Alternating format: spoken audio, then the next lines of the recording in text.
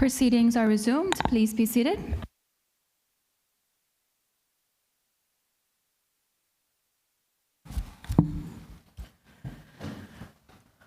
Other business, private members' motions. Private members' motion.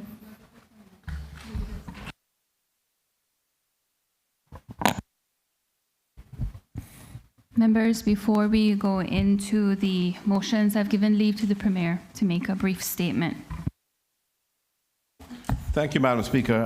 I wanted the opportunity just to advise members of this Honourable House as well as the public in relation to the passing of Captain Eldon that government flags, flags on government buildings, the Cayman Islands flag anyway, will be at half-mast all of this afternoon.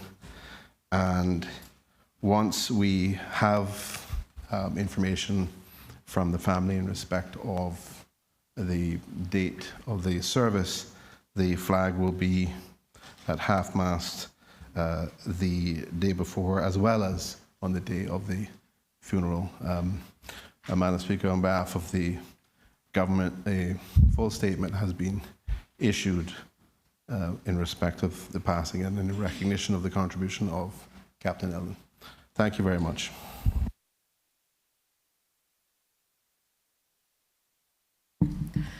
Private members' motion number 17 of 2022-2023.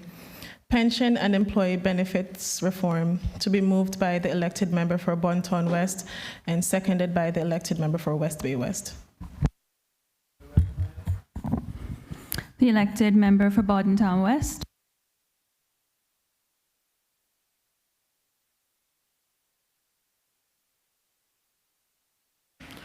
Thank you, Madam Speaker. Madam Speaker, I rise to move private members' motion number 17 of 2022-23, pension employee benefit reform that is standing in my name. And Madam Speaker, the motion reads as follows. Whereas local and global economic conditions have changed since the implementation of the National Pension Act, and whereas amendments to the National Pension Act have not kept pace with local and global economic realities, and whereas the COVID-19 global pandemic required quick legislative initiatives to assist the people of the Cayman Islands, and whereas the legislative body has a constitutional responsibility to consider the impact of laws passed and enacted to ensure that they are in the best long-term interests of the Cayman Islands, be it therefore resolved that the government considers amending Section 52B1 of the National Pension Act by increasing the amount from $35,000 to $75,000, and be it further resolved that the government considers amending Section 52B2 of the National Pension Act for the benefit of all Caymanians, and be it further resolved that the government considers amending Section 52C1 of the National Pension Act by increasing the amount from $35,000 to $100,000, and be it further resolved that the government considers amending Section 52E1 of the National Pensions Act and the proposed changes to Section 52B1 and 52C1. And be it further resolved that the government considers amending the National Pension Act to allow individuals to borrow up to $50,000 from their pensions to assist with education assistance and home repairs and improvement. And be it further resolved that this Parliament establishes a select committee to review the impact of the recent and proposed changes to the National Pensions Act and make recommendations to ensure the adequacy and viability of the pension funds registered in the Cayman Islands to meet the future retirement needs of the people of the Cayman Islands before 31st of December 2023.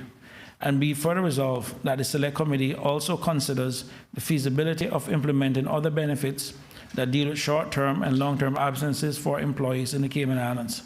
Thank you. Is there a seconder to the motion? The elected member for West Bay West. Madam Speaker, I move to second private member's motion number 17. The motion has been moved and is seconded and is now open for debate. Does the mover of the motion wish to speak thereto? Madam Speaker, as you may recall, yes, on Wednesday, I also had filed an amendment to this motion. And based on discussions with members of the government a short while ago, I am asking leave of this House to actually move those amendments at this time as pretty much what we agreed on in our discussions. Please proceed. Thank you, Madam Speaker. Madam Speaker, I know we had a late start coming back, but the public needs to recognize that even though we may have been out of chambers, we were actually in the committee room having a discussion, and I really want to welcome back my good friend and Minister of Tourism, who has been representing the Cayman Islands well. I was glad to see my brother back. And Madam Speaker, the amendments that we want to change, or the results that we want to change, is basically the first resolve, where it asks for the increase for an amount from $35,000 to $75,000, is to actually increase that amount or decrease that amount from $75,000 to $50,000. So that's the first resolve. And then the other resolve, Madam Speaker, is also to change or to remove the fifth resolve. As you know, Madam Speaker, we had actually asked for a select committee to be set up. So the full motion, and then also, Madam Speaker, the resolution that I'd formed, I'd asked for up to $100,000 to pay off. We're actually reducing that to $50,000 to pay off. So just for the clarity of all members, the resolve sections that we will be looking to debate will be as follows, just as a matter of clarity. Be it therefore resolved, and so I'm moving amendment now, Madam Speaker. I just wanted to explain for the members on this side and also for the listening public. The full motion in its entirety now, Madam Speaker, will read as follows, and I'll just take it from the top so that there are no... Honorable Leader of the Opposition. Madam Speaker, just rise to ask if members can have a copy of the amendments that are being proposed so we can scrutinize them. Thank you. I was also going to ask the same. Can we just take a 5-minute break to just print the new motion in its entirety? Yep. Yeah. Okay.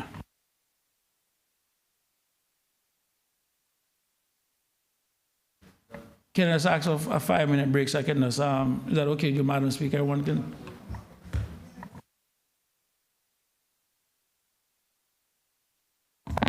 We'll just take a short break, but I'm asking all members to stay in their seats.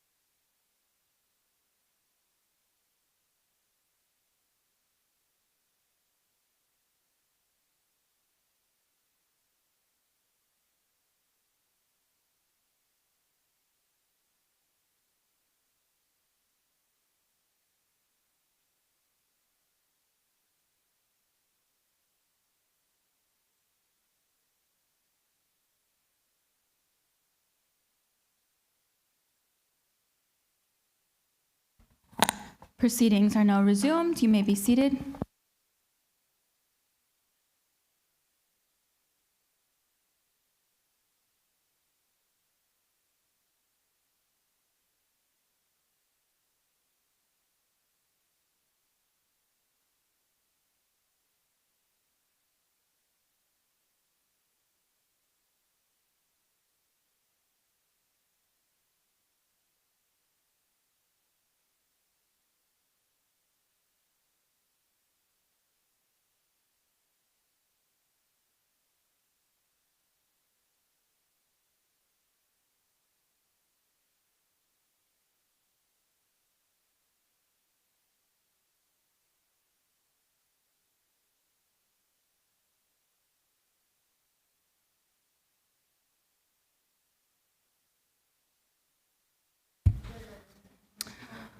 Member for Bordentown West, I'll now call on you to move the amendment.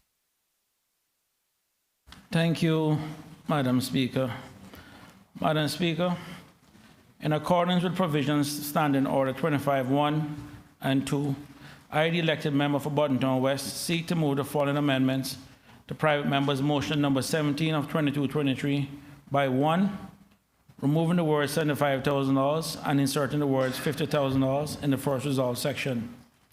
The new resolved section will read, and be it therefore resolved that the government considers amending section 52B1 of the National Pensions Act by increasing the amount from Honorable Member for West Bay, sorry, for Bordentown West.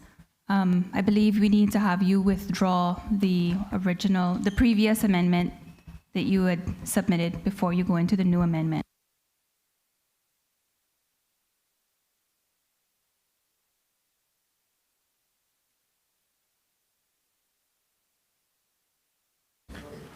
Madam Speaker, sorry, I forgot about that amendment. Madam Speaker, with your permission, can I ask leave of this honorable House to withdraw the original amendment I made to that motion? So ordered.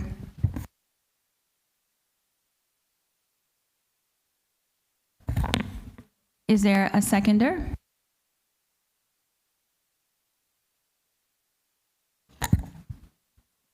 Madam Speaker, I move to second the motion.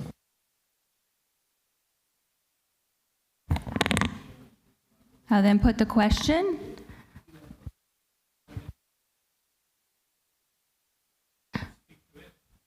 Before I put it to question, does anyone wish to speak to the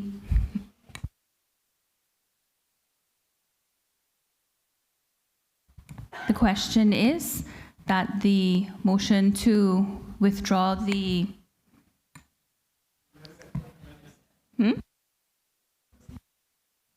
amendment. All those in favor, please say aye. Aye. Those against, no. The amendment has been withdrawn.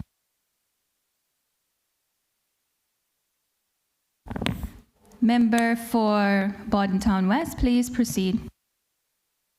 Thank you, Madam Speaker. And I know sometimes when doing the people business and the formalities gets a little bit complicated, but thank you very much. And thank members also for their patience during this time. Madam Speaker, in accordance with provision of Standing Order 25(1) and 2, I, the elected member for Bordentown West, seek to move the following amendments to private member's motion number 17 of 2223 by 1, removing the word $75,000 and inserting the word $50,000 in the first resolved section. The new resolved section will read, and be therefore resolved that the government considers amending section 52B1 of the National Pensions Act by increasing the amount from $35,000 to $50,000. Item number 2, Madam Speaker, deleting the fifth resolved section, which reads, and be further therefore resolved that the government considers amending the National Pensions Act to allow individuals to borrow up to $50,000 from their pensions to assist with education assistance and home repairs and improvements. 3, inserting a new resolved section after the third resolved section.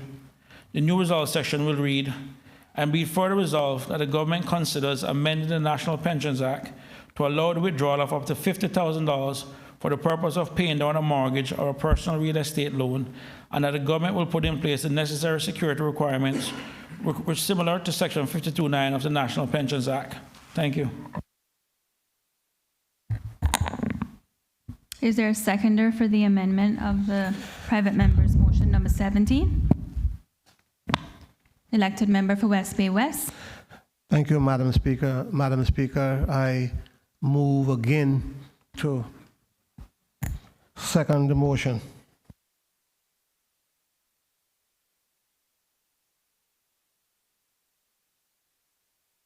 It's an amendment, but it's an amended motion, yes?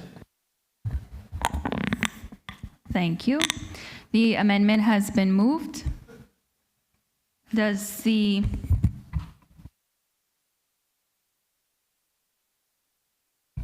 mover wish to speak to the amendment? Madam Speaker, at this time, no. I will deal with my contents in the full motion itself. Thank you.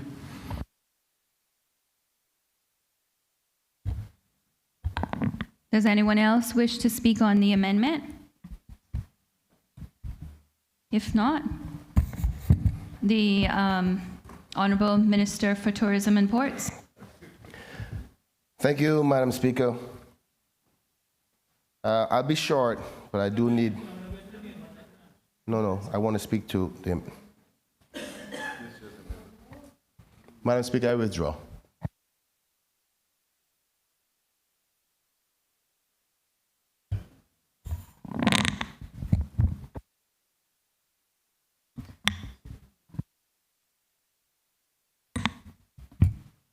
The question is that the motion be amended as follows.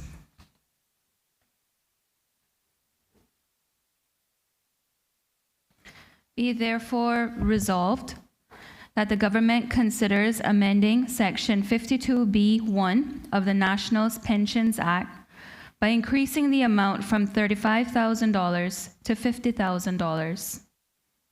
2, by deleting the fifth resolved section, which reads, "And be it further therefore resolved that the government considers amending the National Pensions Act to allow individuals to borrow up to $50,000 from their pensions to assist with education assistance and home repairs and improvements." 3, inserting a new resolve section after the third resolve.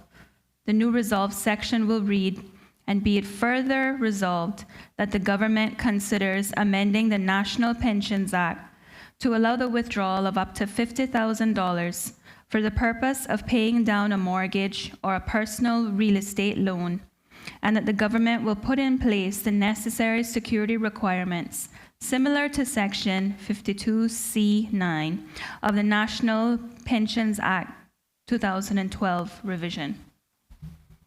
All those in favor, please say aye. Aye. Those against, no. The ayes have it. The amendment to private member's motion number 17 of 2022-2023 is duly passed. The motion is, as amended, is now open for debate. Does the mover of the motion wish to speak on the amended motion? Yes, Madam Speaker. Madam Speaker, what a difference 24 hours make. And that's why sometimes it's not good to come here with prepared speeches, because this first speech that I had would be a different thing compared to what I have to say now, thanks to the timely intervention of the Minister for Tourism and Ports, who flew in just in time to prevent some fireworks on this Friday afternoon. But no, Madam Speaker, at the end of the day, Madam Speaker, what this goes to show itself is that democracy itself is a system that recognizes that we'll have differences, we'll have disagreement, we'll have discord, we'll have dissent. But what this system also requires is that we have debate and we have discussions and we find consensus. It requires us at some time, Madam Speaker, to be accommodating and to some extent finding that balance. So while we're a little bit late to start, Madam Speaker, I would like to think that it was something that was actually in the good sense, in that we were able to find some agreement between myself and the members of the government. And I would like to see maybe even the tacit approval of the members on this side also. Madam Speaker, I'll be the first to say that this was not an easy motion to bring. I had concerns, because I do recognize, Madam Speaker, that we have been taking, I guess, to some extent, we have been using the pensions for not what it was originally designed. And you know, Madam Speaker, I want to thank especially the member for West Bay West. When I sat with him on this motion, and for the new members in this house, I'm going to say one thing. There's a lot of wisdom in this house, where when you're looking to bring a bill, you're looking to carry a motion or something, go and speak to the elders. I was fortunate in my first term to have served with Anthony Eden, Ezra Miller, Ard McLean. Those guys understood what this body was about.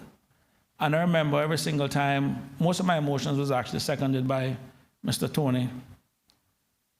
And the process of having those discussions with Mr. Tony, in terms of, okay, Chris, why are you bringing this, what you want to achieve, you consider this, you consider that, you look at this, you look at that. You know, back then we looked at this, or back then someone did that. There is a lot of knowledge. And as I remember that, I remember my own conversation with a member for West Bay West, where I went and sat in a study.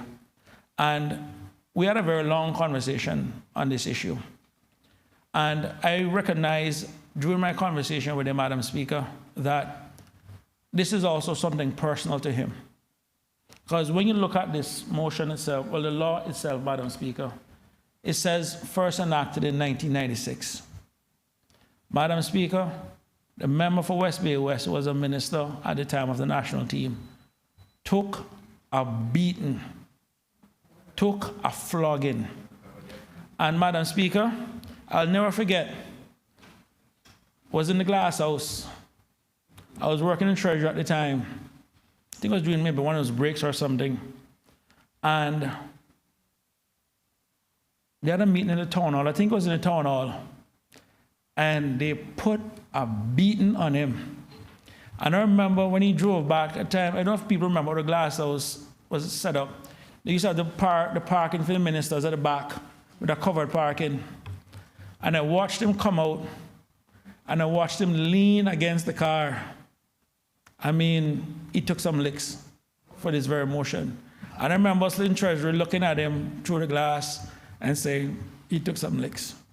So, Madam Speaker, it's a special, it means a lot to me that recognizing that while this was his baby to some extent, he himself recognized that a lot of things have changed in the world since 1996, and that this is what politics is about.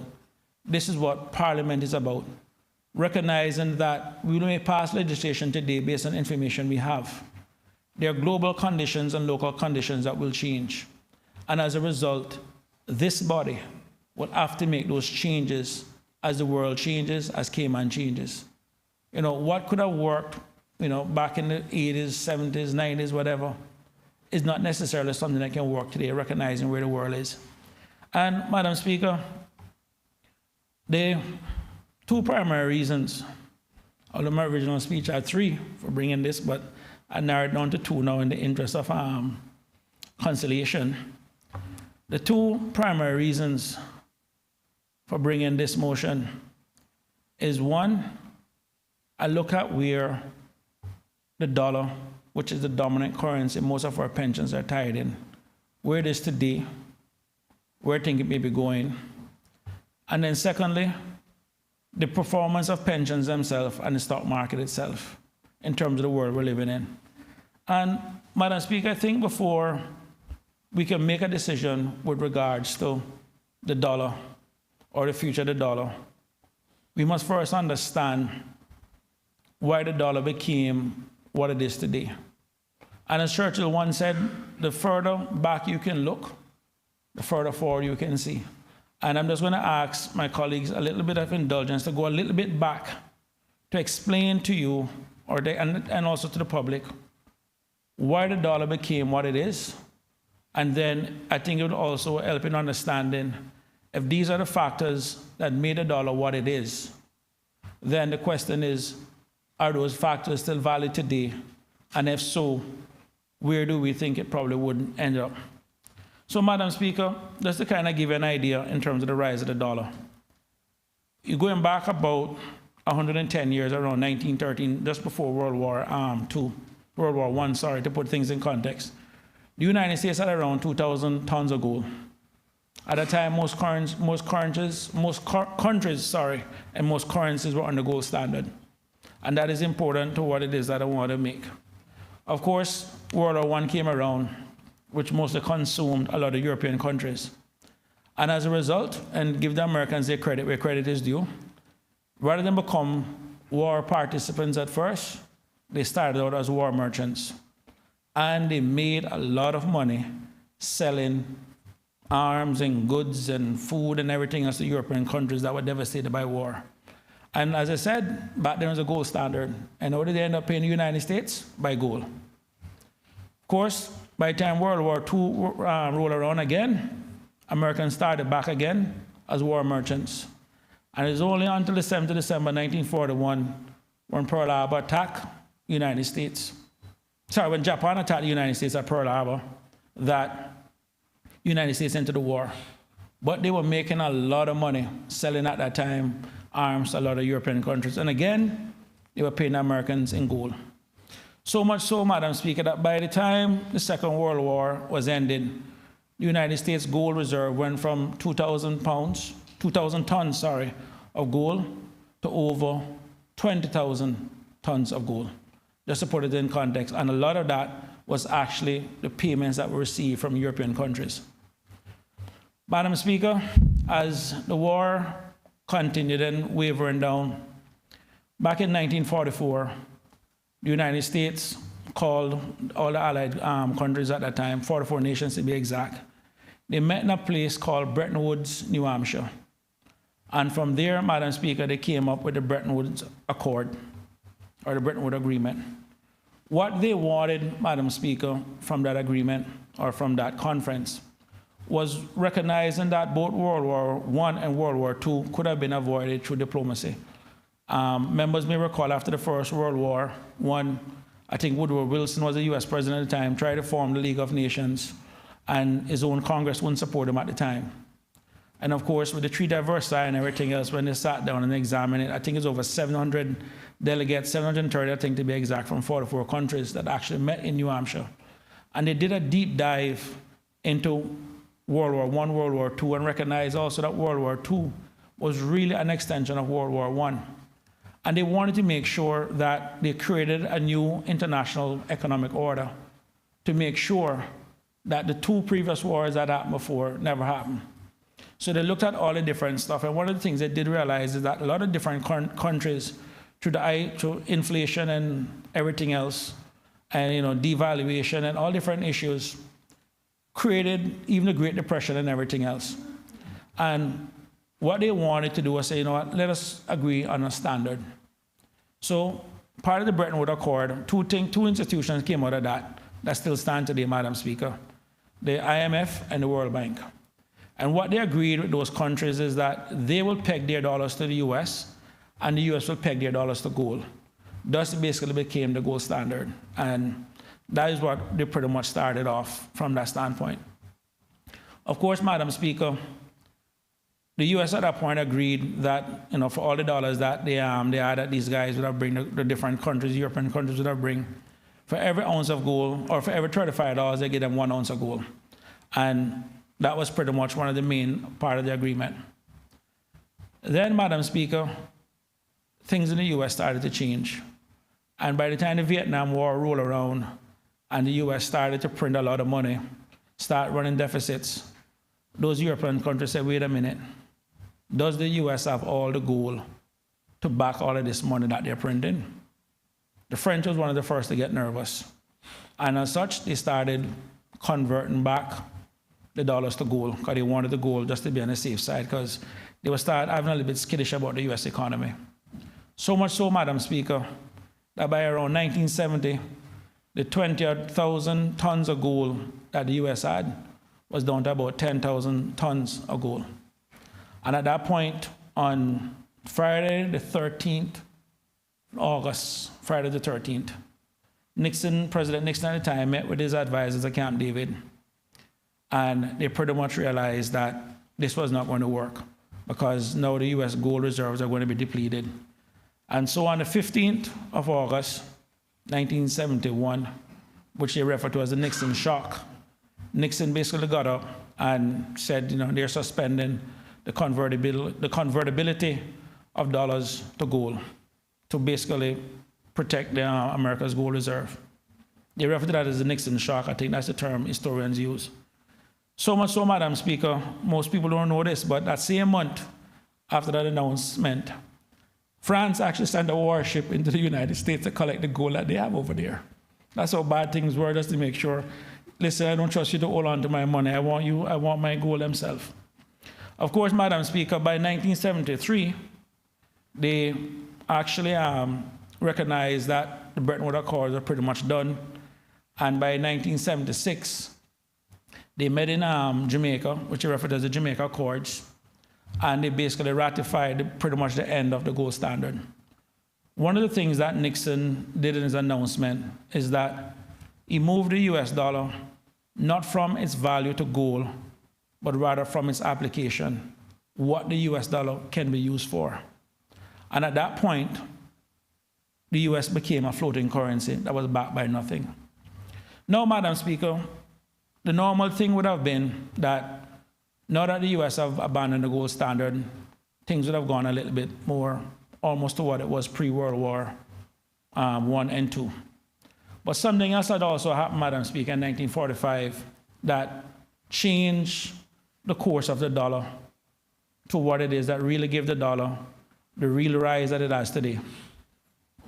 I think we're going back into my memory, February 14, 1945, on board the USS Quincy, President Franklin D. Roosevelt, on his way back from the Yalta Conference, where he met with Stalin and Churchill, stopped along someplace close to the Suez Canal, and he met with a gentleman, or rather a king, by the name of Ibn Saud. And at that point, the United States was already in Saudi Arabia, and he basically ratified what would have been known as the deal of the century. Because at that point, Madam Speaker, that's to kind of reverse a little bit to put things in context.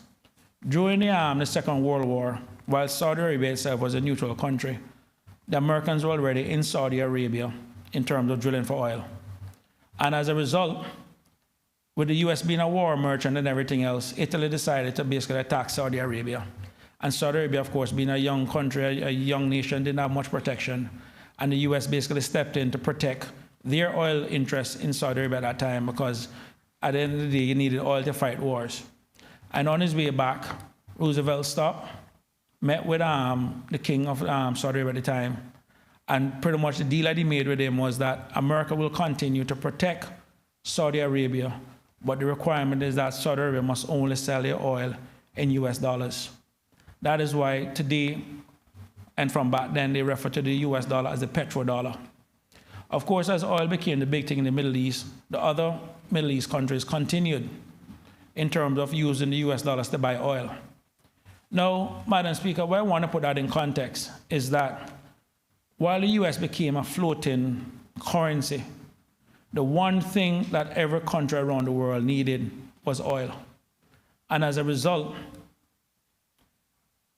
countries went out of the way to make sure they get as much US dollars as possible.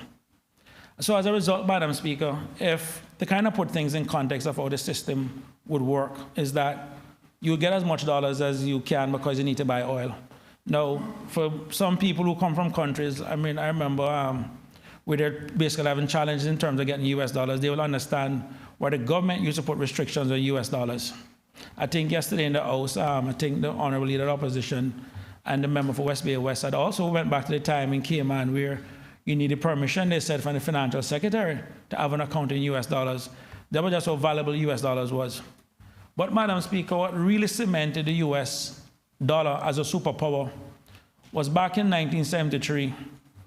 Then something came about that basically really changed dynamics. It's something called the SWIFT system. The Society for World Bank, International Financial Telecommunication, something to that effect. We're back into, again, my memory. But what that basically did, Madam Speaker, was allow a lot of the international transactions to take place. So the US dollar now established itself as a dollar for trade. They have the SWIFT system, and everything else, everything was going fine. The problem, Madam Speaker, is this. Since that time, the relationship between Saudi Arabia and the United States have changed.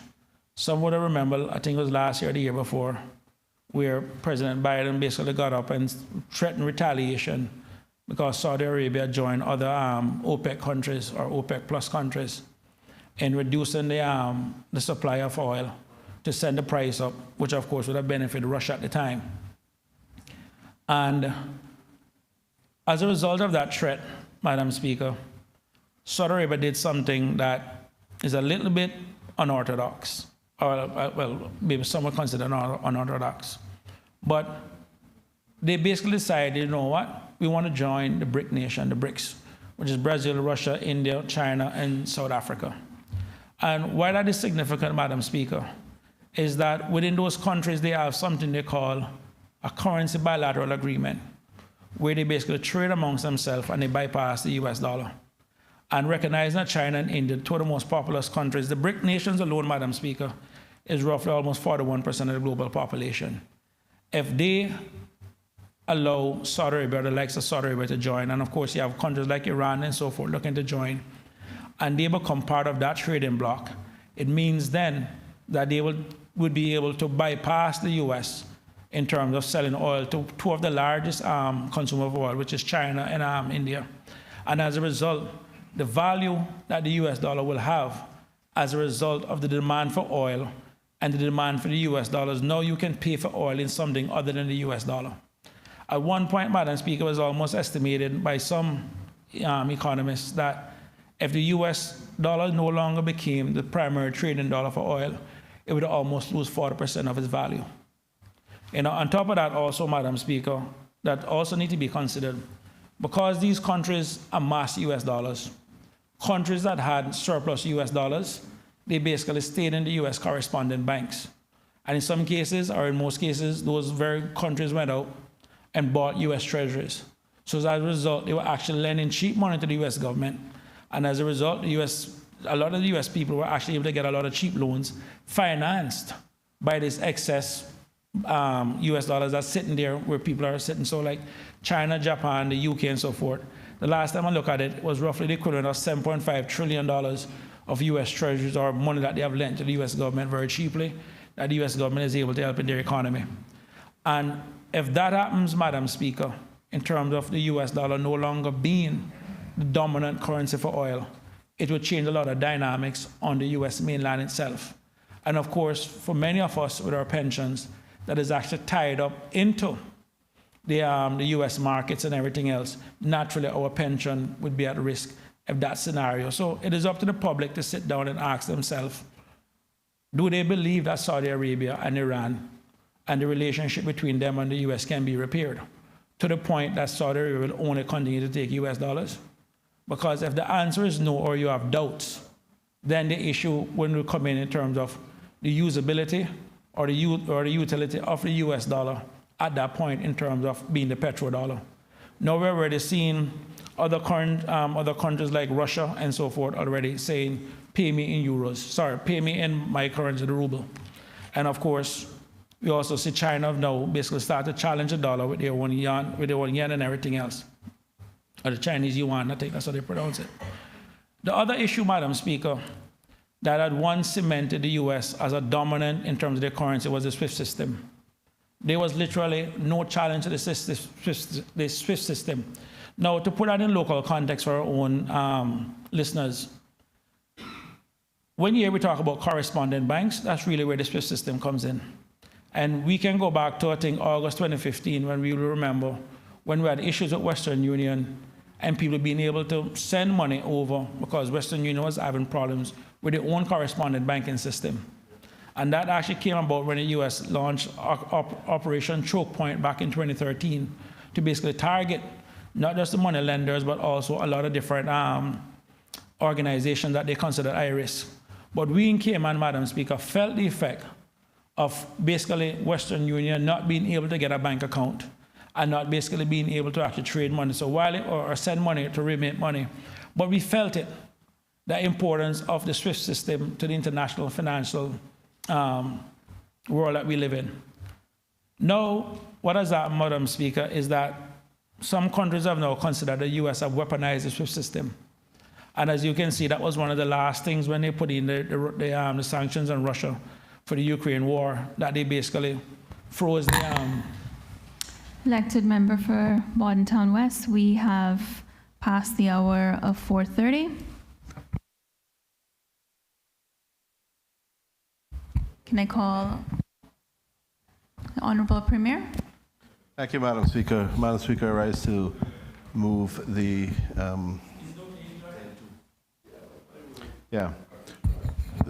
the waiver of standing order, suspension of standing order 10-2 in order to allow the business of the House to continue beyond the hour of interruption. All those in favor, please say aye. Aye. All those against, no. The ayes have it.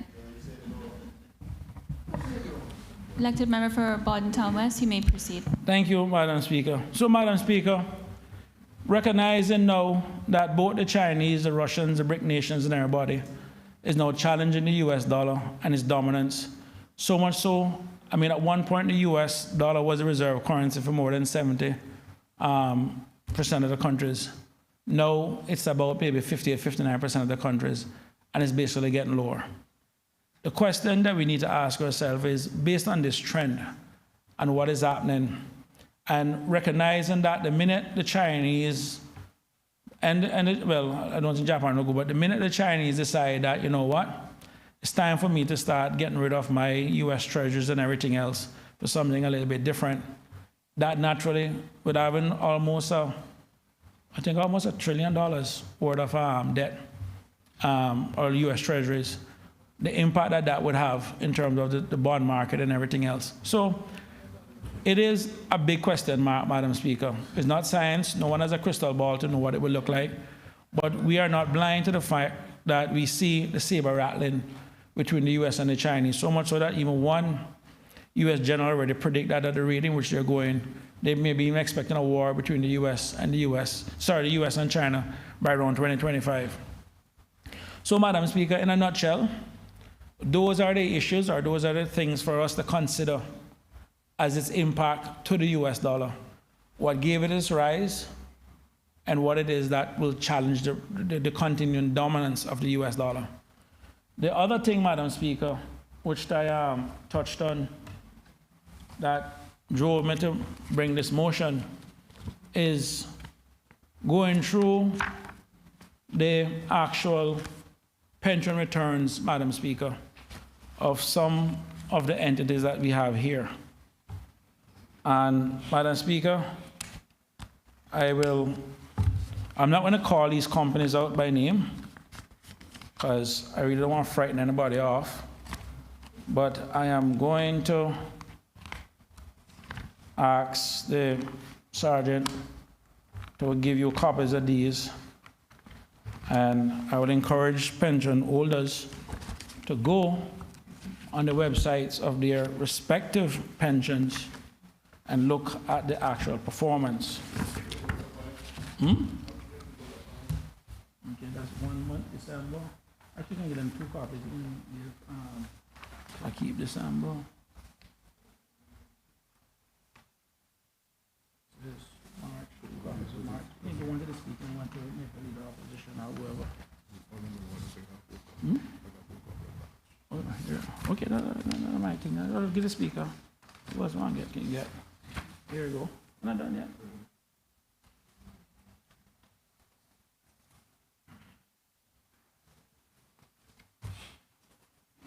I'll give it January.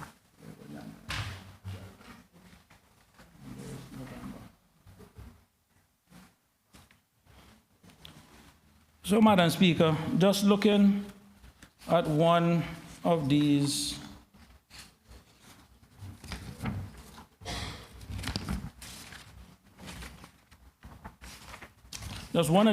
pension providers, Madam Speaker. Well, one for now, I should say. These are the net asset value as of the 30th of November 2022. And I'm going to call out the funds, and I'm going to give you the one-year performance on those funds. Income Conservative Fund, negative 12.89%. Income Growth Fund, negative 12.69%. 2030 Fund, negative 12.32%. 2040 Fund, negative 11.8%. 2050 Fund, 11.37%. 2060 Fund, 11.16% negative. That's to the month of November. And I did several months, Madam Speaker, because I don't want anyone to say that I choose one particular time to take a look at it, that I picked the worst month. Going to December, Madam Speaker, Income Conservative Fund, negative one-year performance, negative 14.74%. Income Growth Fund, negative 15.36%. 2030 Fund, negative 16.24%. 2040 Fund, negative 17.18%. 2050 Fund, negative 17.76%. 2060 Fund, negative 17.89%. Moving to the month of January, Madam Speaker, 2023. Again, these are the NAV as they have here. Income Conservative Fund, negative 8.82%. Income Growth Fund, negative 8.8%. 2030 Fund, negative 8.6%. 2040 Fund, negative 8.17%. 2050 Fund, negative 7.74%.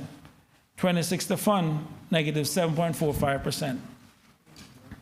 Move to the month of February.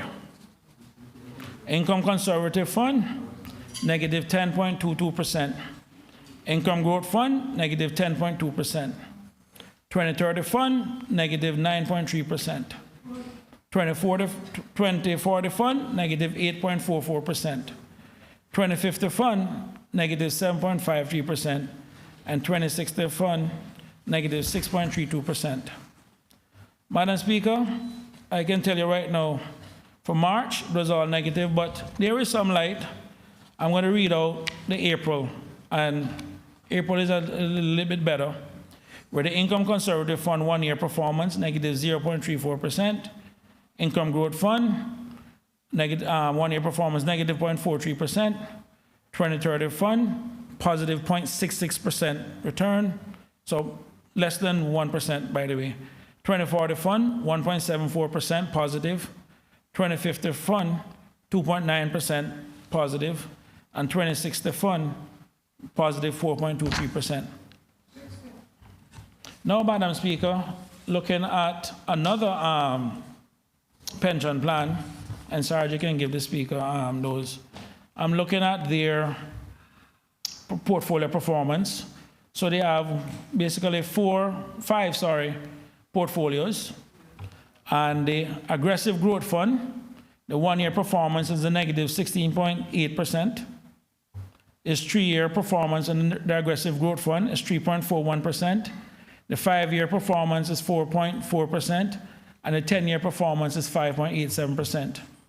Under the Growth Fund, Madam Speaker, the one-year performance is negative 15.38.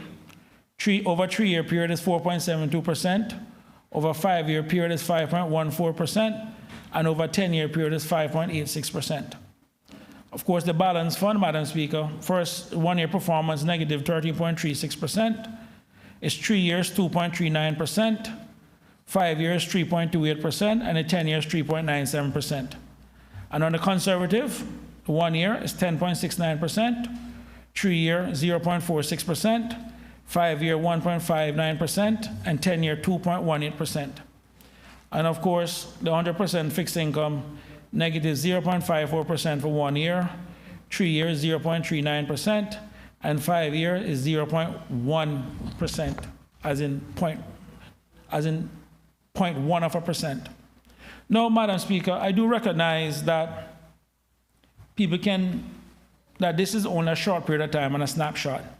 And I don't want to be accused of basically being irresponsible in terms of what it is. But what I want to show, Madam Speaker, that even over a 10-year period, if you look at what it is that these funds are returning, the truth of the fact is it is even less than the inflation rate. So in short, Madam Speaker, if you decide that you're going to forego a spend and you're going to put $100 on fixed deposit or invest $100, and someone tells you that you can get 5% return on that, it means in a year time you'll have $105. But if inflation, Madam Speaker, is 10%, it means that in a year, even though a good today that costs, something today that costs $100, you decide, I'm not going to buy it today, I'm going to put my money to save. It means in a year, you get $105. But unfortunately for you, in that year time, that thing now costs $110. So it basically means, Madam Speaker, if you don't buy it today, you can't afford to buy it tomorrow. Because inflation itself, Madam Speaker, and this is one of the reasons when we talk about returns, we also talk about real return. We look at GDP, we talk about real GDP, because we also have to factor in inflation, and inflation has become an issue. And Madam Speaker, while I do recognize that we are living in trying times, one of the things I also wanted to look at is the actual stock market. And I've went through and looked at some research on some of these going through. One headline on CNBC, stocks fall to end Wall Street worst year since 2008. S&P 500 finishes 2022 down nearly 20%. And again, I can share these articles. Then there was this nice one I always look at, the Globe Mail, Madam Speaker, where, again, this was earlier this year, someone wrote, the stock market returns over the next 30 years will be nothing to write home about. The stock market returns over the next 30 years will be nothing to write home about. And, Madam Speaker, I will ask members and even the listening public to take the time out to go through these research, take a look at what the prediction, what the forecast, what the future is looking like, and make a decision on your own, or make a decision for yourself. But, Madam Speaker, the question for us is this. When I recall that back in 2021, the average voter age is 51, and that even my district of Bordentown West are the second lowest in terms of voter age at 49. I think only Newlands is better than me at Bordentown West at 48. And then you even factor in, like, I think Cayman Brack West and Little Cayman was like, the average voter age was 57. And again, I'm just going by memory here. We have an aging population.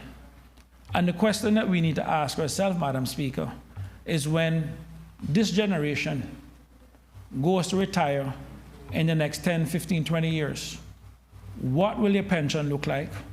What will the dollar look like? What will the value look like? But, Madam Speaker, here's what I do know. This little rock that we have here, the value keeps going up. They always say buy land because God stopped making it. And there is no greater investment, Madam Speaker, than a person can make inside their own home and build up their own equity. We have been doing much, much better. Our own local real estate market have been doing far better than sending our money overseas that have not been doing as well. If I was to compare the value of Caymanian real estate over the last 5, 10, 15, 20, 30 years, I'm almost willing to bet that it has surpassed the returns that have been coming from the US stock market. And as the old people used to say, Madam Speaker, buy land because God stopped making it. And it's rather ironic, Madam Speaker. I came across this article, I was going back to 2019, where this was the headline, Cayman top RE/MAX sales office globally. Our own local RE/MAX office, Madam Speaker, are the most sales globally of any RE/MAX office. And, Madam Speaker, I'm just going to, it's a very short article, so with your permission, Madam Speaker, Can I just read it, because it's not that long?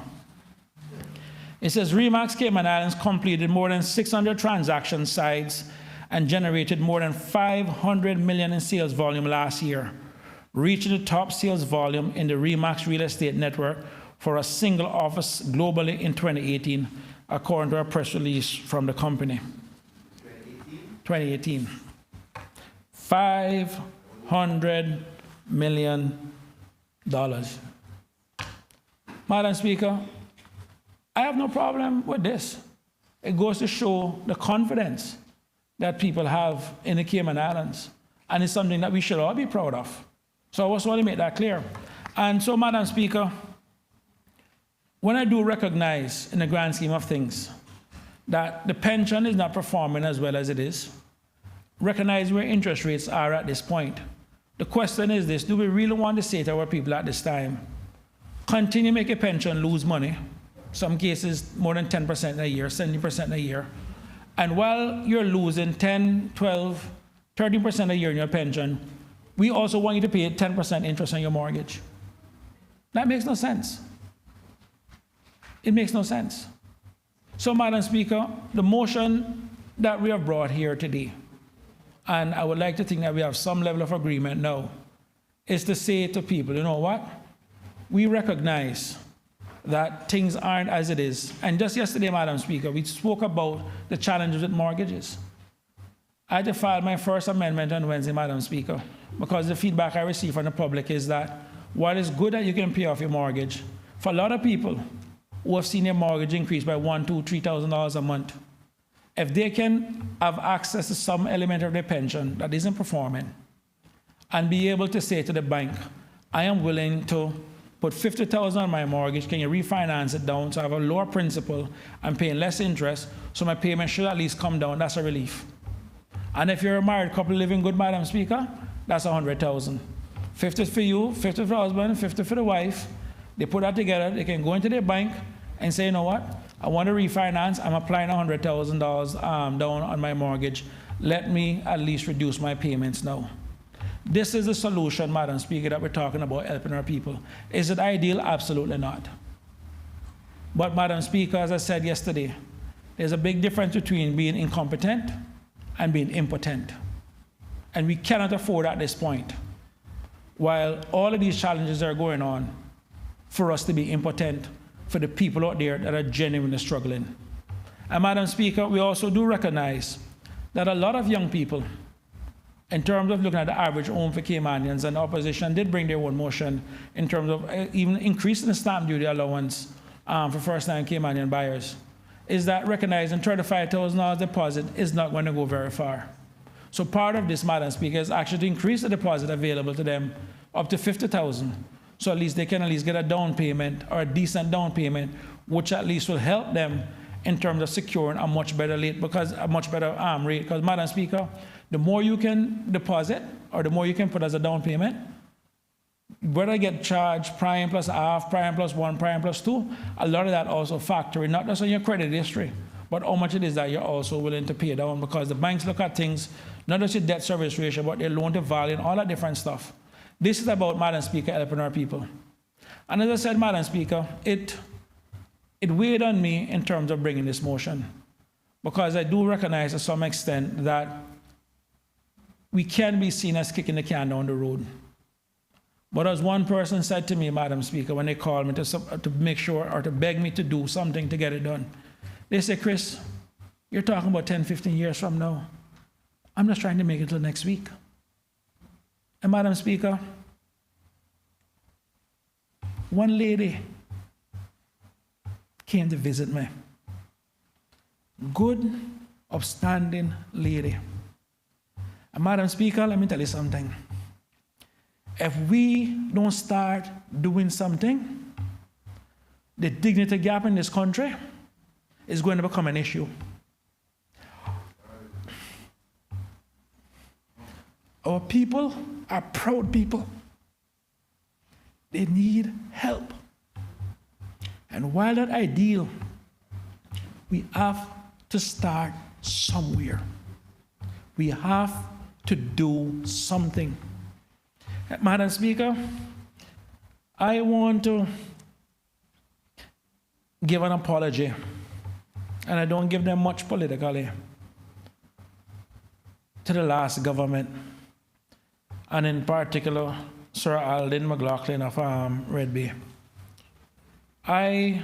At first, when the government at the time had made the decision with the pension of the 10,000 plus the 25%, I wasn't supportive of it. And I think it should have only been for people who were affected. Madam Speaker, while we're looking at the tourism industry and those industries that were affected, I was shocked when people in the financial services industry, people making good money, basically came and said to me that, Chris, that initiative alone made me sleep better. That initiative alone, I did not realize they were drawn in so much. Again, Madam Speaker, it is because our people are proud, but we can't afford for their dignity to continue being attacked like this. So, Madam Speaker, as I said yesterday, all of us inside here inherited a better Cayman, a stronger Cayman. And now our job is to leave a better Cayman. Madam Speaker,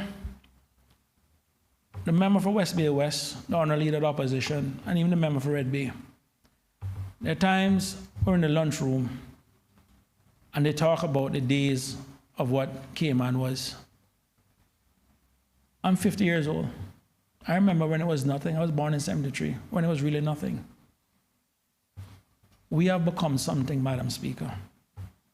But we didn't get here by doing nothing. We got here by doing something. And there are people that are genuinely hurting. And Madam Speaker, before I wrap up, I'm going to say something else that people don't like when I say it, but it needs to be said. One of the biggest challenges that is damaging our country and our ability to grow is bad mind. We stopped being happy for Caymanians a long time ago. And we measure our own self, or we feel better when we know somebody else struggling more than us. And the reason why I say that, Madam Speaker, I have people with money, that got money. The first thing they call me, well, Chris, if you do that, one trying to go to retire, one trying to this, one trying to that. Today, something needs to be done. Don't tell a man who's hungry today, I got some food for you 10 years from now. He wants food today. And all you can hear about, well, if you do this, well, this one going to do that, that one. Of course, there'll always be the exception. But, Madam Speaker, every single one of us elected in this House is elected on the trust of the Caymanian people. And if we can't return that trust, to trust them with their own money,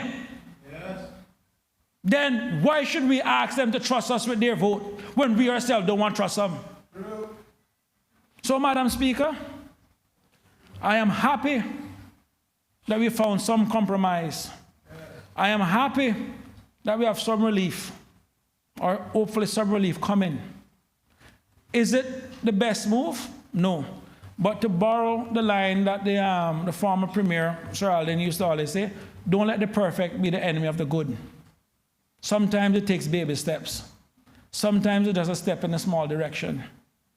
And as I said yesterday, Madam Speaker, we in this House are not going to be remembered for what we inherited. We're going to be remembered for what we leave behind. And I'm asking us right now, while this motion may not be perfect, it is still a relief for thousands of Caymanians' family.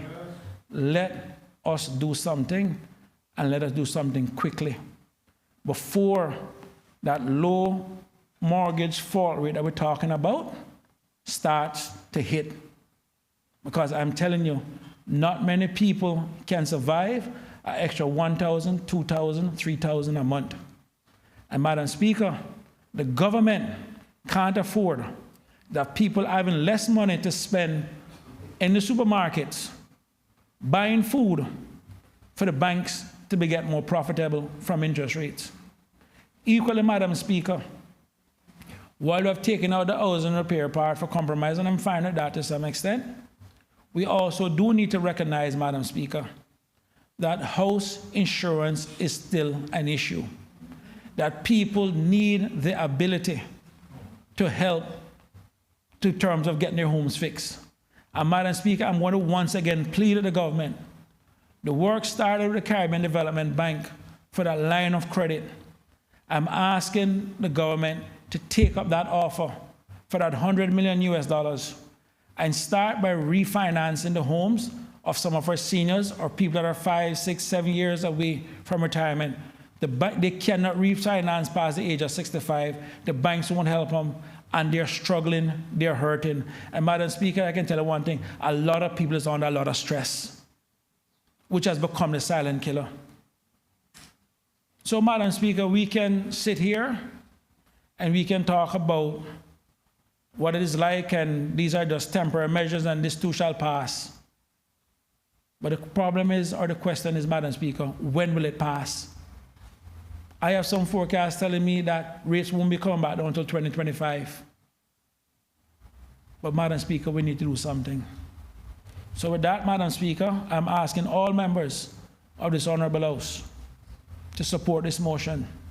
And again, while not perfect, and yes, to some extent, we may be delaying a bigger problem, I can't go back to the Bodentown West, and I can't go back to the people of the Cayman Islands and tell them, I can't help you now. But the good news is, in 10 years from now, you got a little pension. That don't mean nothing. At these numbers, Madam Speaker, the pension is being whittled away too. So, we have a choice. Do something or do nothing. Thank you, Madam Speaker. Does any other member wish to speak? The Honorable Minister for Labor and Border Control.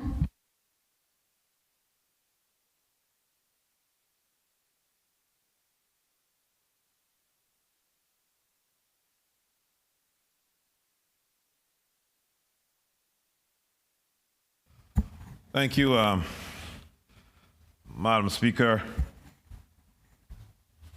With such a eloquent and passionate display, I will only offer some brief comments as Minister responsible. Madam Speaker, as the Minister with the said responsibility, this matter has been aired.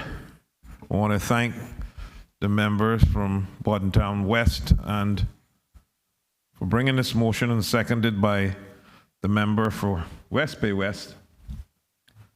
For some reason, that seems to be a tag team.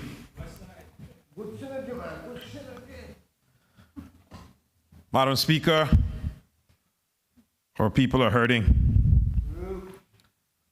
We all know our pensions was designed as an important safety net for our people and the means of providing persons with the ability to sustain themselves in their golden years of retirement with dignity. But, Madam Speaker, I keep speaking of the pandemic for March 2020. It has been a plague on us here and around the world. And Madam Speaker, as a result, we withdrew $490 million, or better known as $500 million, with no requirement to repay the amount, just to be noted. Madam Speaker, I pray that some don't see us in approving this amended motion as discussed as irresponsible for again allowing further raid of their pension accounts. But I say, When people are hurting, we need to act urgently to help our people out of this rut that not only our people, but all of us are in.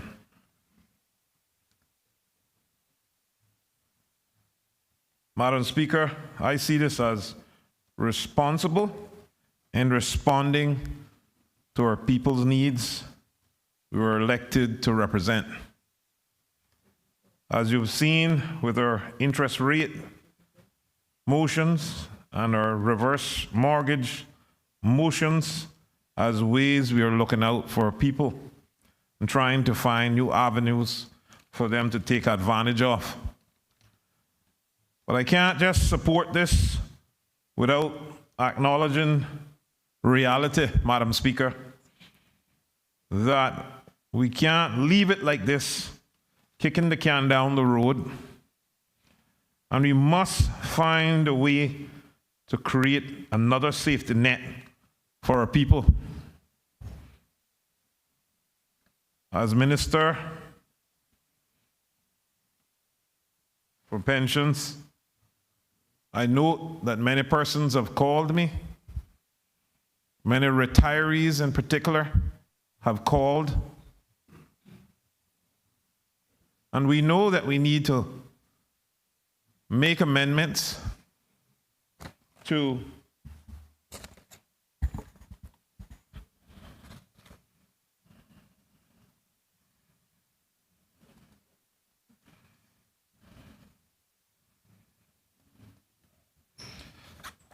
the National Pensions Law. Madam Speaker, we have a lot of 70-year-olds working because their mortgage is still outstanding. We have a lot of concerns out there, Madam Speaker. This is only one way. This is only one effort. This won't help everyone.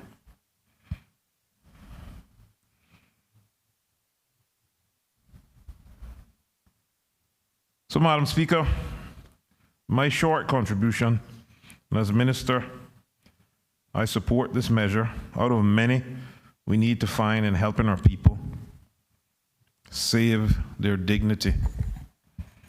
Thank you, Madam Speaker. Does any other member wish to speak? The Honourable Premier. Thank you, Madam Speaker. Madam Speaker, I'm grateful to the members who have been involved in discussions earlier to reach an agreement in terms of the amendments that have been made, and I'm grateful to the member from Bordentown West for agreeing to the amendments so that government was in a position to support the motion.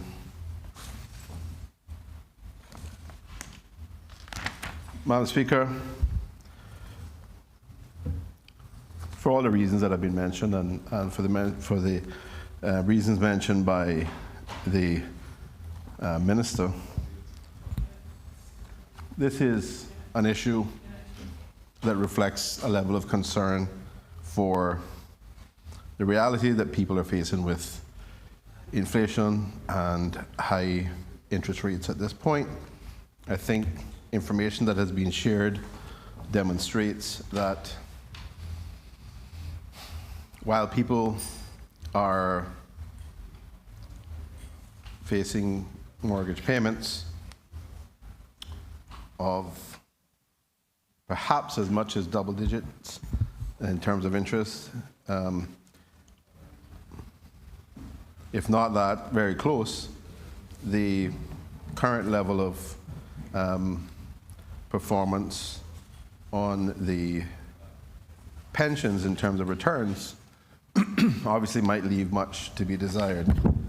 But Madam Speaker, we all understand that in the long term, that position may change. But for the time being, the ability for people to, if they have sufficient funds in their pensions, their ability to utilize some of those pension funds to pay off their mortgage and therefore eliminate their exposure to that high interest rate cost. But some further ahead, Madam Speaker, it is always going to calculate to a better return for someone to be able to access funding to pay off the high cost debt that they may have to deal with. Madam Speaker, the amendment that was made in terms of Section 52B1, increasing that to $50,000, that, Madam Speaker, I think sort of reflects the original assessment as it related to the amendment that was done to make it $35,000. It was effectively about 10% of the average home price. So agreeing to make it, to support it at, or consider it at 50,000, Madam Speaker, sort of reflects a level of logic that it would be, that's approximately 10% of the sort of average home in the Cayman Islands at this point for the average family, Madam Speaker. Madam Speaker, in terms of what had originally been proposed around withdrawals for educational assistance and home repairs and those types of things, Madam Speaker, we saw that as areas that were able to be addressed by the provisions, by the funding buckets that the government is already providing.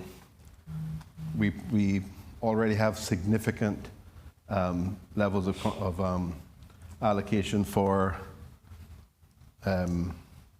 scholarships, both I think even at A levels as well, at undergraduate level, as well as at postgraduate level, Madam Speaker. And we certainly have home repairs provisions as well, Madam Speaker. So I think the thinking there was that was already adequately being resourced. Of course, we can look at specific scenarios whenever there is a particular situation which arises, which perhaps may warrant further attention. Madam Speaker, in relation to the proposed change for 52, in relation to the new resolve section, which deals with the security provisions around 52C9,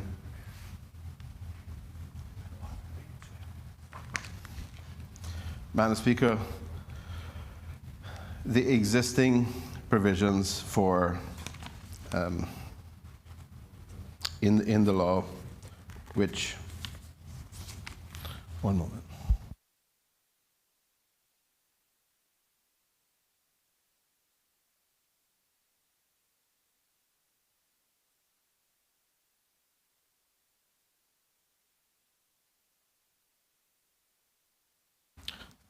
Madam Speaker, the provisions of 52C9 of the National Pensions Act currently provides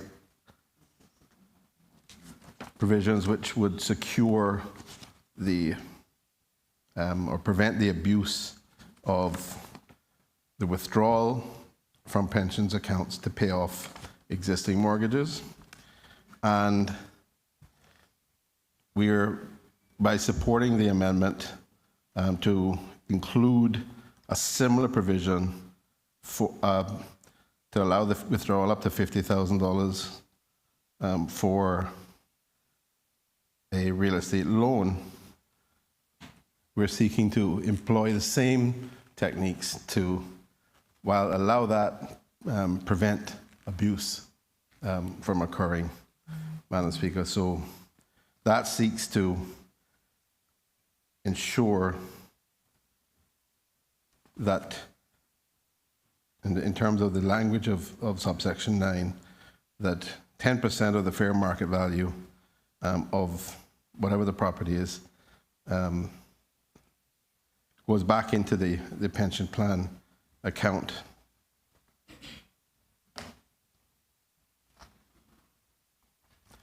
And provides a level of security, Madam Speaker. There's also provisions which help to ensure that we have a level of security and allowing people to be able to utilize this funding without it being subject to concerns that it would be abused. Madam Speaker,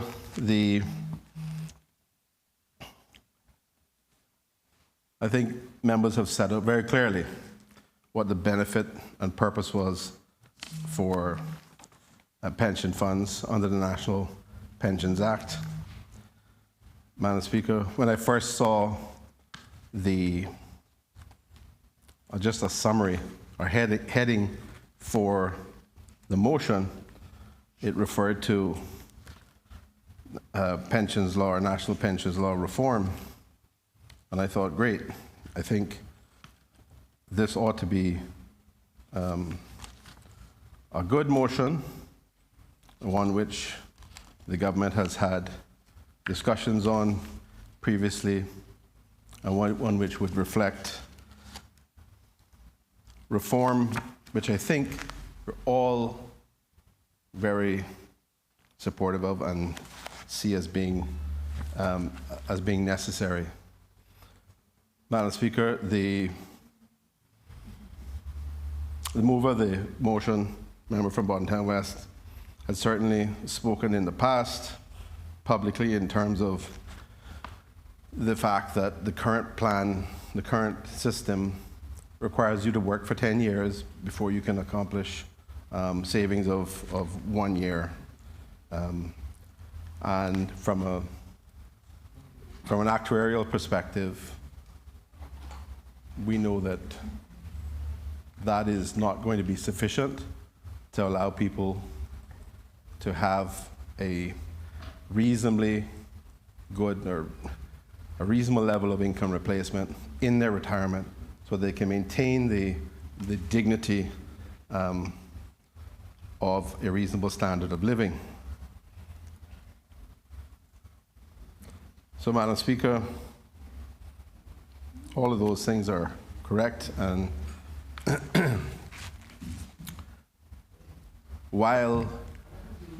when I actually received the motion and saw the specific provisions, I must confess I was thinking it was going to be more in terms of reform. The really good part of the motion was that aligned with the government's perspective was addressing the issue of allowing withdrawals to pay off expensive mortgages, but also, Madam Speaker, referring this to a process which should lead to pension reform, which will make the pension system better, which will facilitate changes so that our people who are retiring down the road will be able to retire with far greater degree of security. Madam Speaker, the opportunity to have a select committee, and that is a select committee of the whole House, all 19 members, to be able to participate, express their views as parliamentarians and representatives of the constituents that they have the honor of representing, and to be able to obtain the actuarial studies and reports, to be able to have input from the pensions board members. And I know that they have been working for some time, Madam Speaker, on some reforms. And in fact, just earlier this year, we commenced some of the 2016 amendments that had been made to the law that hadn't been commenced. Most of that was around administrative points, but it was a process of moving into looking at reforms which would help to strengthen the pension system down the road. But Madam Speaker, members are right. The challenges are people have obligations now that they're looking at and saying, how am I going to make these ends meet? So allowing and supporting a consider provision for the cases of allowing the mortgage amounts to be increased, mortgage payoff amounts to be increased, allowing a higher increase for the down payment on higher increase on the withdrawal for the down payment on a residence. These are all things, Madam Speaker, that we think we are happy to support at this point. But it is really important for us to be able to get this information through Select Committee and to be able to get the full picture. We know that there has been a significant impact from the COVID-related withdrawals, the 10,000 and the 25%. I have said previously in this House, Madam Speaker, I don't intend to criticize those actions taken at that time. But the Minister has spoken to the level of withdrawal from the pension funds in general. Obviously, the implementation of what we have agreed in principle here today is not likely to have that kind of impact. It will have something of an impact, but we certainly hope there will be the corresponding benefits, Madam Speaker, that allows people to feel some degree of relief from the obligations they're facing, and also be able to exercise certain opportunities, but with the controls in place which would prevent abuse. So, Madam Speaker, having to have the opportunity to have this in Select Committee, I think will prove well. I know we don't typically use Select Committee in this jurisdiction. It is used in other jurisdictions. And I think in this case, there will be the imperative for people to participate fully. It will really allow members of the public, people who are our constituents, to be able to come in and give evidence and testify on particular areas that they are concerned about. You see, because, Madam Speaker, for example, the existing system requires one rule across the board of a withdrawal of $1,000 a month, or payments of $1,000 a month on retirement. Madam Speaker, the concern there is to try to ensure that people will be able to get funding on a monthly basis at least for the rest of their lives. That may be okay for some, may be okay for the average account balance, Madam Speaker, but there are other people who have had the benefit of having significantly higher pension accounts for whom $1,000 a month is never going to allow them to get a meaningful benefit from their pension account, given the balance, the amount in their pension account. So, Madam Speaker, I think we need to have a look at issues around that, and it would be really good to get the testimony from constituents who are in those scenarios that they could benefit as well. Madam Speaker, I think with those words, I am certainly happy to confirm that we support the motion as amended, and I appreciate the mover and the seconder in terms of for their willingness to make those amendments. And certainly in spirit, we agree and understand where they're coming from with the motion as proposed and amended. Thank you, Madam Speaker. Does any other member wish to speak? The Honourable Leader of the Opposition. Thank you, Madam Speaker, for the opportunity to rise and speak briefly on the motion before us. Madam Speaker, I want to thank the mover of the motion, seconder, and also the response from the government with regard to their acceptance of the motion. I say at the very outset, Madam Speaker, that the opposition does support this motion, and I speak on behalf of us all in giving this debate. Madam Speaker, the motion seeks to really update existing provisions in the National Pensions Act that allows pension holders to withdraw funds for very specific purposes, like to repay a mortgage. And we know the issues that mortgagors face today. We aired that quite extensively yesterday in this Honourable House with a previous private member's motion. Madam Speaker, it also introduces the ability to withdraw a certain amount with regard to actually pay down a mortgage or personal real estate loans. Again, all for good reasons, Madam Speaker. These things are good things,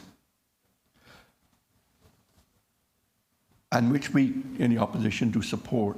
But Madam Speaker, very briefly, I just wanted to urge and stress the urgency of the need to make a comprehensive review of and overhaul of the pension system.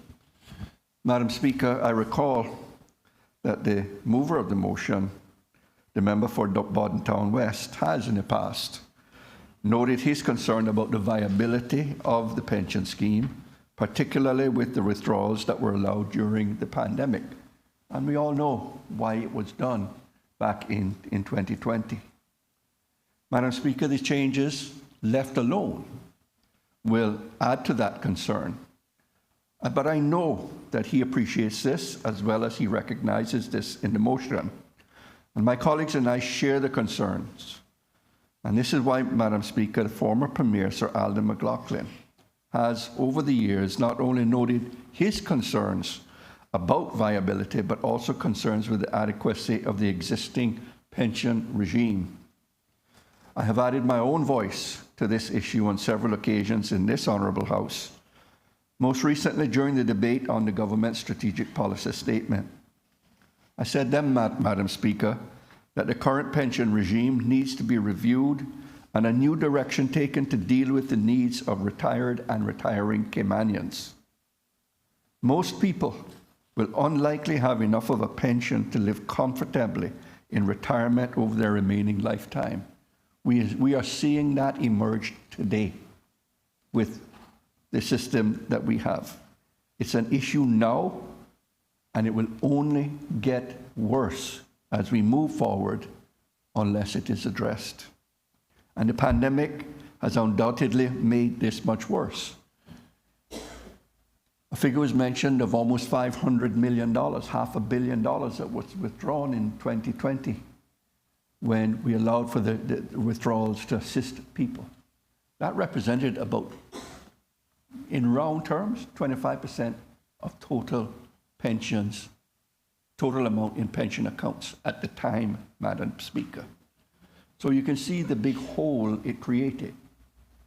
because that means that there is that much less that available to pensioners, to persons when they retire, to be able to draw. So that, plus all the other issues that we have identified over the years, have got to be addressed in any sort of pension reform that takes place. There is a great need to overhaul the current Pension Act and create a new fit-for-purpose regime. And so I encourage the Premier, I encourage his government, that let's not leave this and delay in terms of trying to put our heads together to find common ground and try to define and create a pension system that is fit for purpose, fit for the 21st century, and one that will serve the needs of all of our citizens who will have to comply with the law and preparing for their retirement.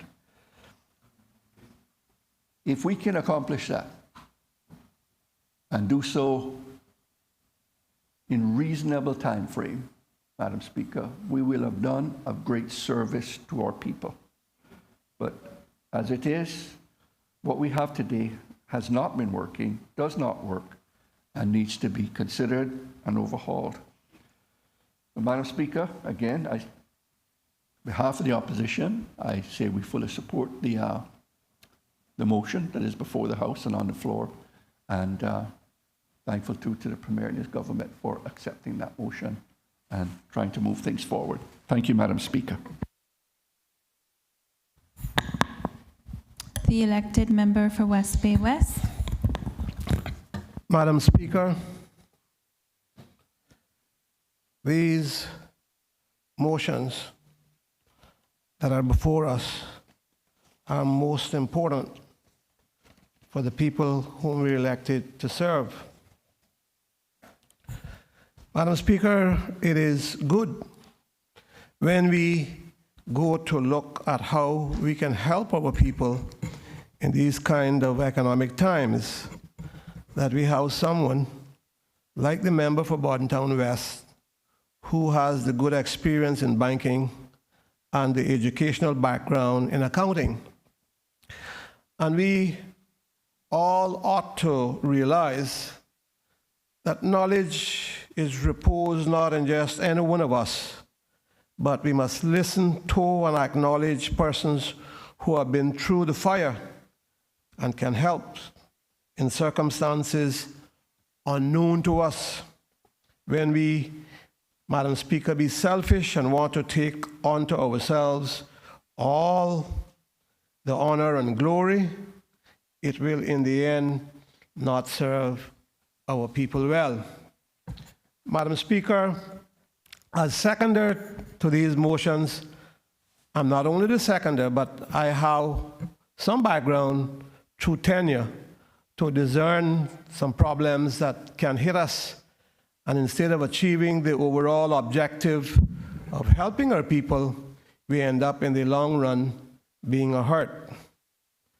Madam Speaker, in one section of the motion put by the member,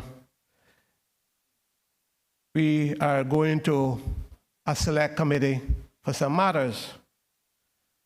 Madam Speaker, I've been requested over and over and over again to please try and get an increase to the $1,000 we can only get from our pensions. That is the request, and it is one that I will take to the committee as well, to that select committee. Madam Speaker, I have always recognized that we can't give what has not been paid in, and because what we paid in was calculated to last for a certain time period. And so, to try to raise it, there are considerations to be made in respect of persons on pension. So whether it will be a negative or a positive to raise, I will want the select committee to consider that matter. Madam Speaker, is it possible to help those persons who are retired and on pension by raising their pension by a few $100s per month to make it better than $1,000 per month for those who are not yet retired. It will take that overhaul that we've been talking about for years. Madam Speaker, I know that the Leader of the Opposition just said it's not fit for purpose now. Madam Speaker, I said yesterday, perhaps the Leader of the Opposition don't know how much we went through to get where we are, and we just ended up taking what was pushed on us. Take this or you won't get anything. So I'm one of them, Madam Speaker, will accept something in the face of great opposition so that perhaps days, weeks, months, years later, those who objected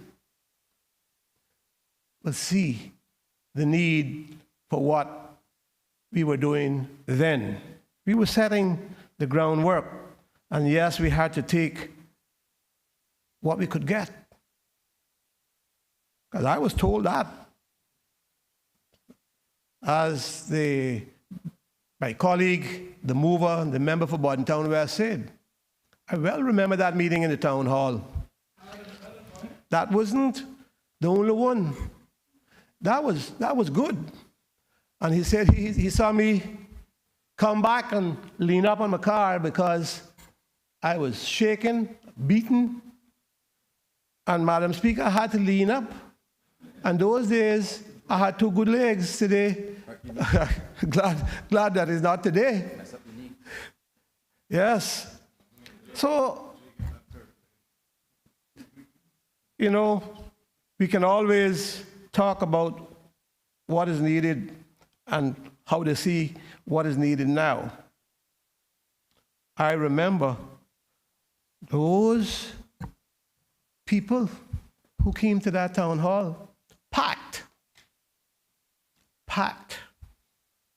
to tell me, you're not doing this to our country. You're not doing this to our country. Business people, yes, a socialist, that was good to what to say about me. But those did not agree. And anyone wanting to know where I'm at, go pick up yesterday's speech. Then they know. I'm not going to do that because it's getting that time to be going home on a Friday evening. And Madam Speaker, we can hear, I hear some drumming somewhere about, and if I could dance, I could, because the tune is there, and we know that this time afternoon, on Friday afternoon, that can be continuing because that's a place of business for this time of the day. And you can hear that drumming. So let us understand, I don't want to be here much longer. So, Madam Speaker, we want to know what we can do for those persons who are retired and get an overhaul. And I don't know that the select committee can be able to do that overall because I am hoping that that select committee will meet soon. Let us meet, let us get this aspect done, and that will be an amendment, and in the meantime, the government can do an overhaul, complete overhaul to the system that we have. Madam Speaker, there are other pensions to be considered. One of them is for this House. And I'm saying that, Madam Speaker, not for me. As I keep telling them, I am exiting politics. And my 40 years is already there. Unless they tie me up and throw me somewhere about, do what they've done before, take me out of the chair, I don't know if they will take me out of this one. But Madam Speaker, but we have to consider. You know what I've always said, Madam Speaker? Anybody that comes in this house and serves for 1 year, and I don't think anybody that has served has not been akin to the pressures of electoral politics. The new ones, they know it. Times are much different from 1984 when I came in here, much different. People were asking for $50 and $25 then. Now they're telling you they want $5,000 and $2,000 and $1,000 and bring it now. That's it. So the expectations have risen. And Adlai Stevenson, who was a Democrat, talked about rising expectations. United States Democrat I'm talking about. He wasn't from Cayman, just anybody think I'm talking foo-foo. Madam Speaker, we need to, and we had to take the bull by the horns to do so, because when I came here, he wasn't making anything, you know. The EXCO members were making $900, so you know where to put us.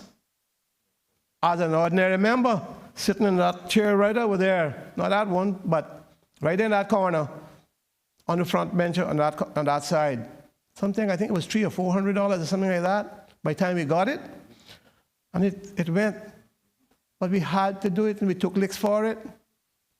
But serve the people well, and the people will serve you. I didn't flinch when I voted to increase and put a pension, amend the pension bill at that time, because there was something in place. But to amend it and make it so that it was proper and fit for the Parliament. But at the same time, I pushed for the labor laws, for the housing, and for pensions. Just some of the social development that was needed, and took the licks for it. Because you can't do yourself. You can't live high on the hog. You can't be rich and continue to make money in this country and tell me that we can't do anything about interest rates. Don't believe it. If you help the people is not minding you getting some assistance. And so let us bear in mind that the whole pension regime in this country, I think the civil service has a very good pension scheme. It's well protected, well invested, and they are mindful of what needs to be done at all times. This house has fallen behind now. And the people are behind. So we don't have time to sit down in long meetings trying to cover every bit of minutia. Accept that you're going to do something, and if you find down the road that you can improve, you change it. Don't wait, change it.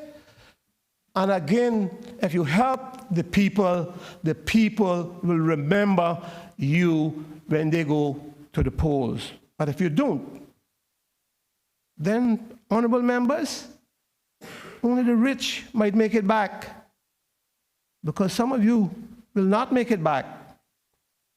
So, Madam Speaker, is it possible to help those persons retired and on pension by raising their pension by a few $100s per month to make it better than $1,000 per month? We know, because some, that's all they're getting. I know some people who have worked a long time in the private sector, years, 30-odd years, in banking. And what they got, some of them well sick, can't take them and pay their bills. They're getting a pension, but how much? Not for these times. So when the leader of the opposition say it's not fit for purpose, then I hope he understands what I'm going to say next.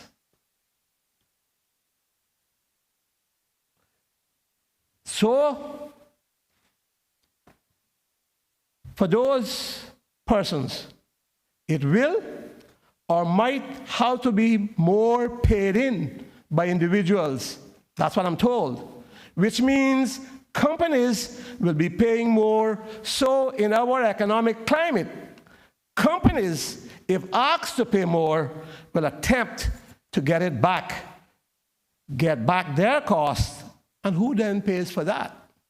So it will be an interesting select committee, because we're going to have to take some hard decisions, recognizing that what we do will impinge on the general public as well. Because no business can go to another 5% or whatever it will take and pay that out without getting it back somehow. Madam Speaker, so I hope you all understand that. Madam Speaker, overall, the motion can help now to assist our people who are in bad shape financially. And Madam Speaker, this is no time to find excuses. We must meet that select committee this week, the following week, as soon as we can get there. And I'm not going to say about as soon as possible, because that is not 4 weeks, 5 weeks, 10 weeks down the road. And it's coming on to summer, when I know people have to travel with families and all that. But I remember too, Madam Speaker, in my time, how many times that my children looked at me in the face, and Dad, can we go somewhere about? No, the house is going to meet. You can't go anywhere. That comes first. I'm elected, and how we get is because the country keep good. So no, we can't go. Now, whether families and people here understand that and believe that we ought to do that, or we recognize that not all members will be present and we have to do things and they have to do things, but we have to go ahead, that needs to be understood. You can't continue. I know it's getting nigh 6, my friend.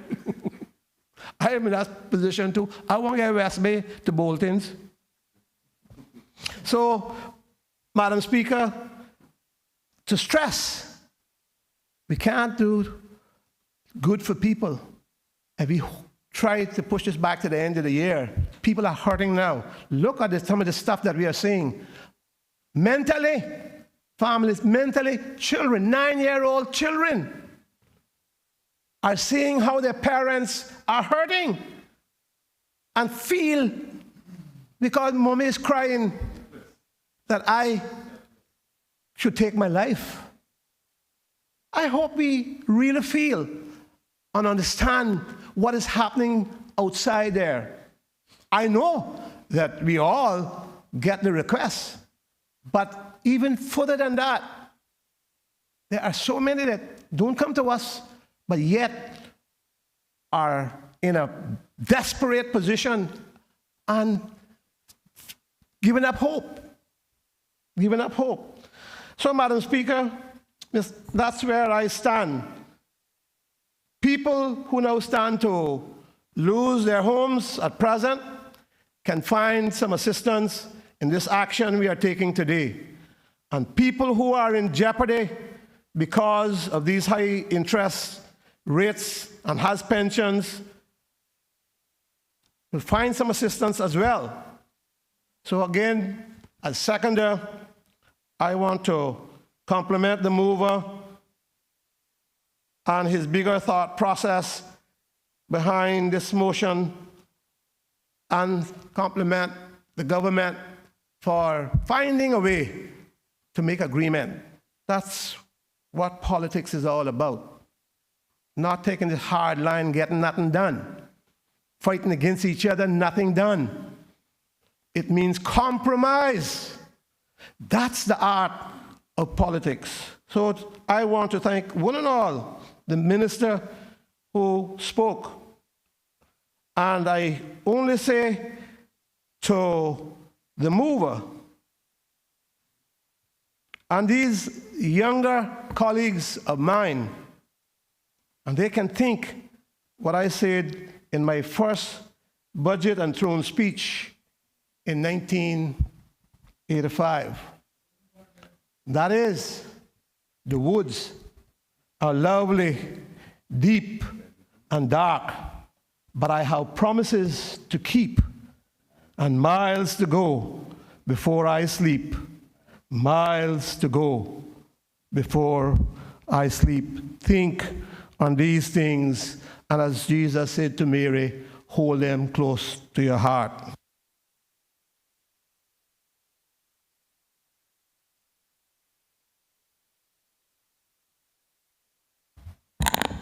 Does any other member wish to speak?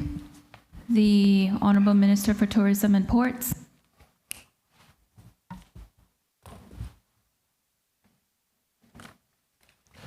Thank you, Madam Speaker. Today is a happy day, Madam Speaker. Happy day, happy day. And in all honesty, I never thought that we'd get to this point, but the art of negotiation is a masterful thing. And though, Madam Speaker, I think that we were hoping that this would have been really quick, and I'm going to try to summarize what I think needs to be contributed to this debate as quickly as I possibly can. I think there's some important factors that we must outline for the listening audience so we are fully aware of what we are saying.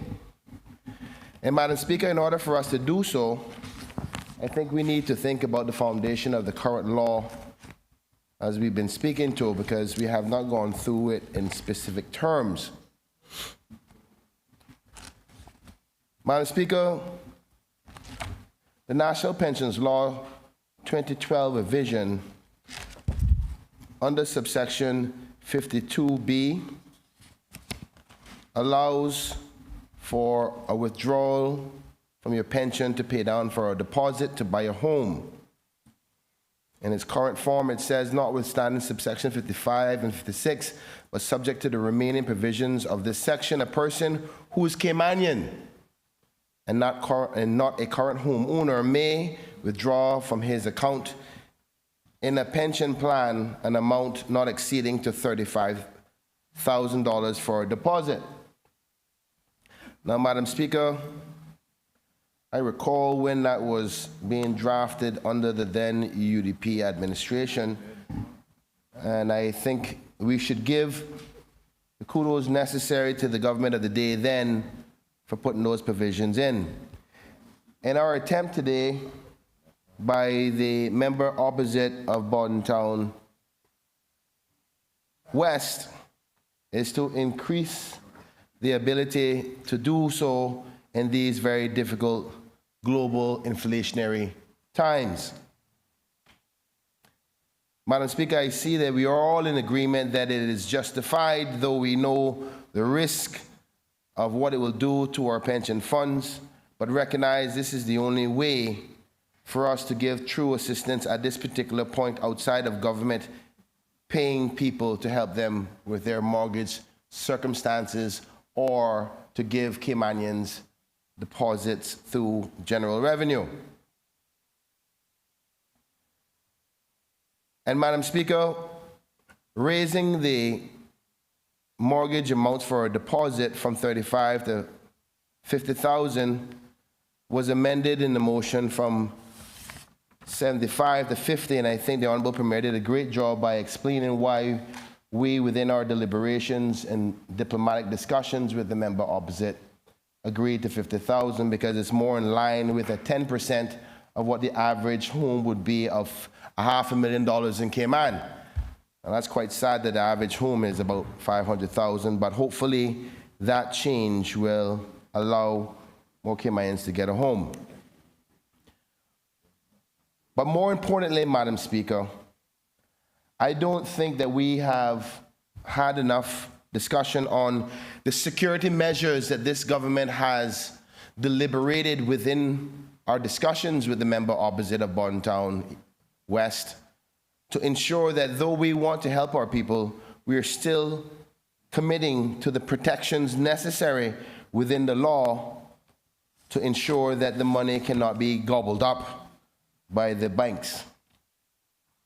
And Madam Speaker, I encourage those who may be listening to get a copy of the National Pensions Law 2012 revision and look at Section 52D, Madam Speaker, where the then government was very smart to put necessary provisions in place to ensure that if you do withdraw from your pension, that you put back some money for the long haul. And Madam Speaker, under 52(1), under the fourth sentence, it says an additional amount of 1% of his or her earning to the pension plan per month immediately following the date of the issuance of a check pursuant of Section 52B6A and 52(5)A. Basically, Madam Speaker, what it means is once you withdraw any amount from your pension for the rest of your working life, or for the rest of your working life, if it's below 10 years, you have to increase your pension contribution by 1%. And the hope there, Madam Speaker, is that what you have withdrawn from your pension, though it's gone to something positive, that maybe you can put it back in the pension amount. Now, Madam Speaker, if you are working longer than 10 years, then that 1% expires at a 10-year period. Madam Speaker, the other part of security that is in the law speaks to if somebody tries to withdraw from their pension, if they try to sell it, and you heard the Honorable Premier speak to it under Section 52C 9. And Madam Speaker, I'm glad that the member opposite from Borden Town West agreed to that provision, particularly with his last amendment. And Madam Speaker, that's why I got up and said, today's a happy day. Because, Madam Speaker, I don't think we have recognized what that amendment that the honorable member opposite of me has just done. Let me simplify it for you, Madam Speaker. Any Caymanian who is behind on their mortgage, as per this motion that we've all agreed that we're going to do, can withdraw up to $50,000 out of their pension, if they have it, to pay off their arrears. We've just solved the foreclosure problem. All the Caymanians who are in difficulty can do so.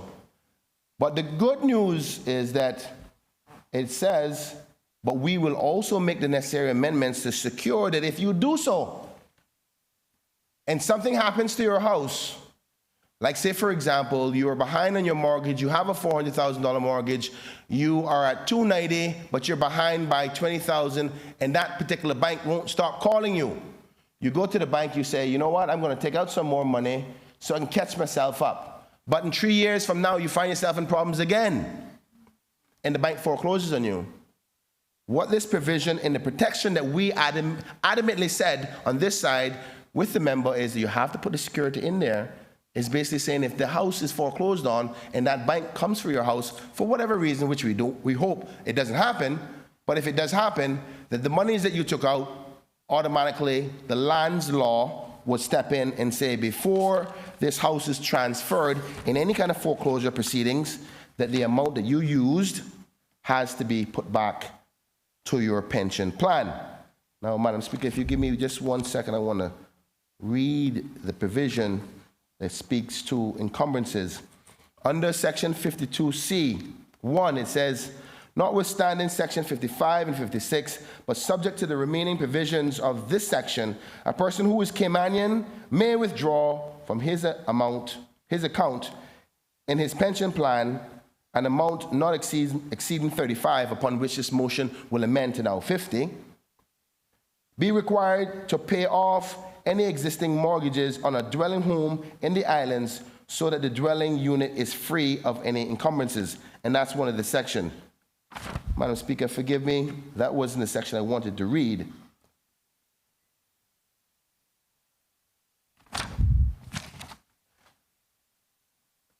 But it speaks to the fact that if the house is paid under the lands law, here it is. Oh, forgive me, Madam Speaker. It's actually Section 52C 11. and it falls under the heading of withdrawals of amount from pension accounts to pay off existing mortgages. And under 11, it says, in this section, encumbrances has the meaning signed under the expressions under the section 2 of the Registered Lands Law 1996. So ultimately, Madam Speaker, the Lands Department will put a hold on your property where a bank cannot foreclose before paying back that money to your pension. Madam Speaker, the fact that there's another section in the law, I think it's important that, particularly for Caymanians who are listening, who are trying to figure out ways of, okay, I may not even qualify, even if I can take out $50,000 because I don't have the highest paying job. And I want to turn their attention to 52B5. And it says, for the avoidance of doubt, 2 or more persons who are Caymanian and non-current homeowners approved in principle by a financial institution may, in accordance with this section, withdraw the amount of the deposit required from their respective accounts in a pension plan up to the maximum of $35,000, upon which we are planning to amend to $50,000 each towards a single loan from a financial institution for the purpose of an existing dwelling unit, construction of a new dwelling unit, or purchase of residential land in these islands. Now, Madam Speaker, that sounds like a whole lot of legal jargon, but what it means is 4 Caymanian young men or women or a combination thereof can get together and say, you know what, I can't buy a house by myself, but we can join hands together and you take out 20, you take out 20, and you take out 15, and you take out 10.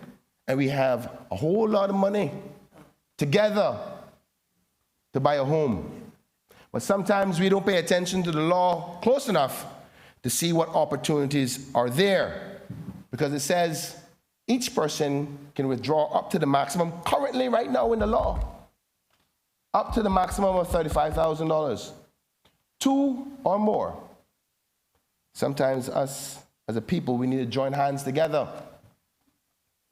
But Madam Speaker, with us planning to amend that to $50,000, if 4 people got together, they can have $200,000 worth of a deposit you can possibly. If you get 6 or 8 Caymanians together at $50,000 a pop, you guys may buy a home right off the top. So I want us to think about that. Madam Speaker, the government recognizes that we're going to get a lot of criticisms by some for what this motion is suggesting. But we've done everything we possibly can within the parameters of the current circumstances, of the difficulties that people are facing with the global inflationary prices. We have to do something. We do not want to put the fund at jeopardy. And we recognize the law is already there with some protections for the long term of the pension plan, as well as additional payments to their pensions for the rest of their working life. Now, Madam Speaker, you've heard before that if your house is gone and you still got to go to NAU to have a place to stay, it don't make no sense to have big old pension. So this will help. Madam Speaker, I want to turn my attention now to something in politics that I have to do because I don't trust them. Madam Speaker, the leader of the opposition said, I will support this motion on behalf of the opposition. But then he went on to say, because this is where the games start to play. But I want to urge and stress that the government take an overhaul of the pension system and review. Now, I'm going to accept that he's saying that we need to do the overhaul and review, but he's going to accept these motions. And I'm hoping that later on, if people start complaining, we don't go back to that comment you hear him say, well, I told them they should have done an overhaul and review beforehand. We're not going to ride the fence today If you support this motion, you're going to tell the public that we are all, as legislators, taking the risk together on behalf of our people. Because yes, there are going to be some criticisms. Some people are going to say, yeah, see, the government went and allowed them to take out all the money out of the pensions.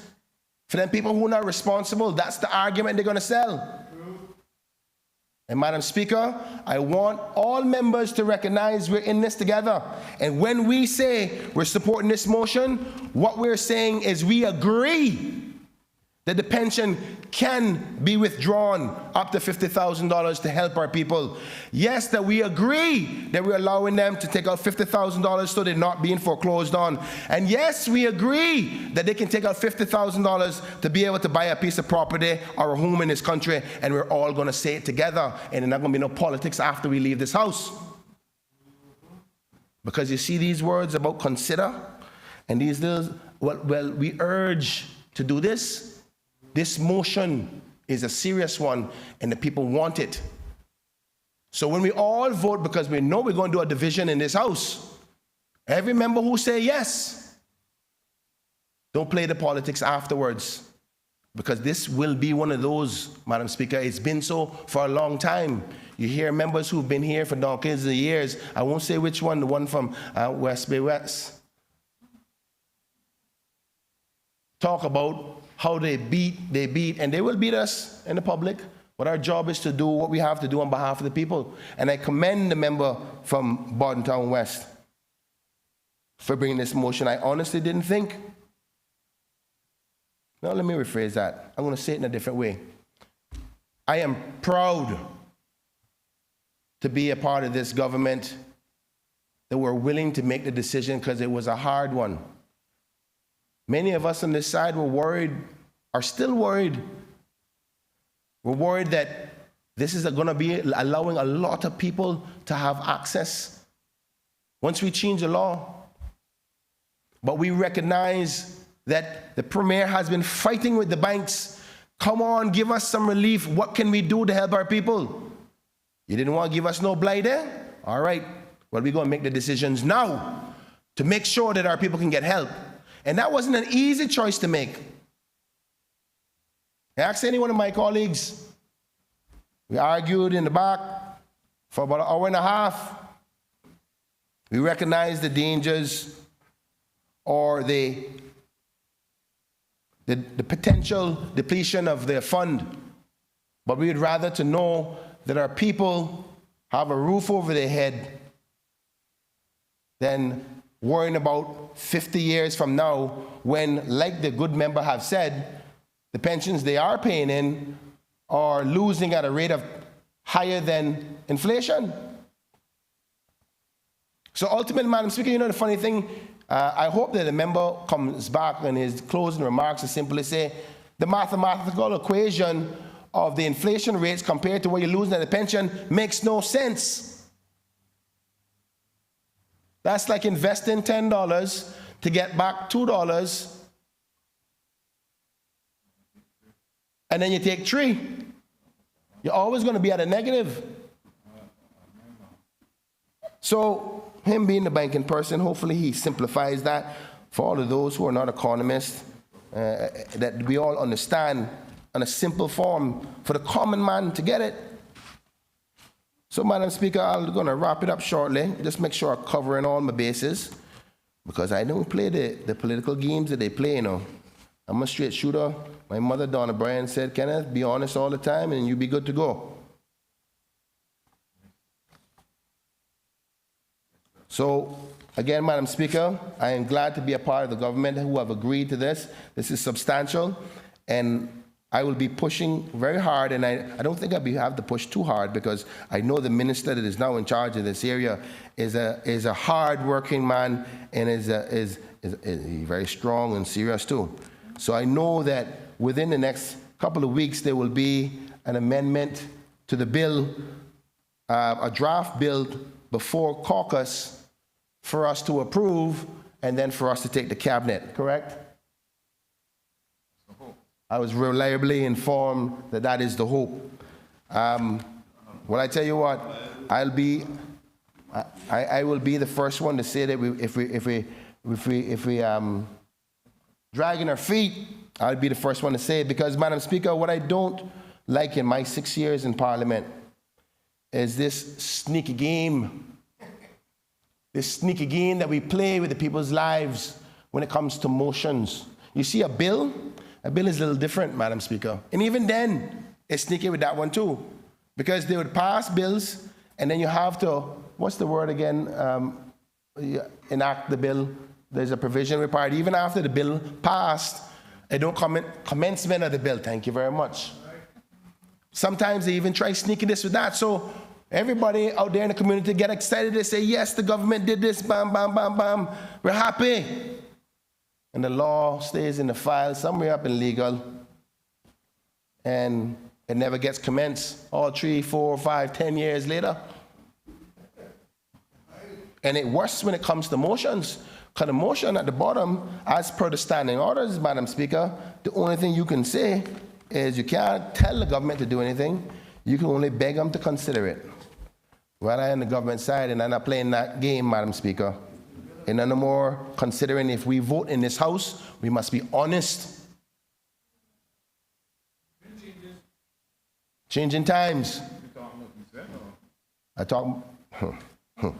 Anyway, Madam Speaker, I am happy that I was a part of this. I'm happy that our team, though it was difficult for the negotiations, recognized where we can give a level of security in respect to the provisions asked. I'm very happy that the member opposite of Bordentown West recognized, though, that some provisions had to be withdrawn and allow it to go to select committee, which the honorable member from West Bay West spoke about that we have to do immediately in respect to the select committee of the whole House. Because there is a number of other issues in respect to pensions that we have to look into. So, Madam Speaker, with that being said, I look forward to the vote, and I notice that all members of the opposition have disappeared. I don't know why. They come in? Okay, they're in the kitchen. Thank you, thank you. No, I'm not going to call them out. They agreed, and I support that, and I respect that. But I just want to cover that little exit hole of concern that they put there, and let the record of this honorable House show that when we make the decision, we are agreeing to this, and that nobody say later on that I said, well, boy, they should have considered the whole thing first. We're considering it right now. We all know what this means. We all know that we're taking a severe risk, but we're doing so at a time when we have no other choice. We're doing things behind. You think the Honorable Premier is probably the most conservative person I've ever met in my life. But at least he went to the banks and he tried to fight. He said, listen, I'm getting pressure.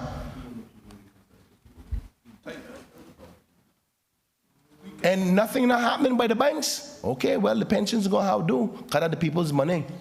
So those who may have an issue with this, call the banks.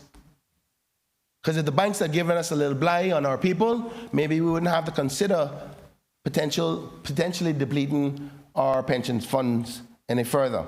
With that being said, Madam Speaker, those are my contributions. Thank you so much. Madam Speaker, allow me a short intervention. Please proceed. I intended, Madam Speaker, to thank you as the member for West Bay Central, who's given much support to us for this idea of trying to get the assistance, mortgage assistance, etc., housing assistance, etc. I want to thank you for your support and encouragement.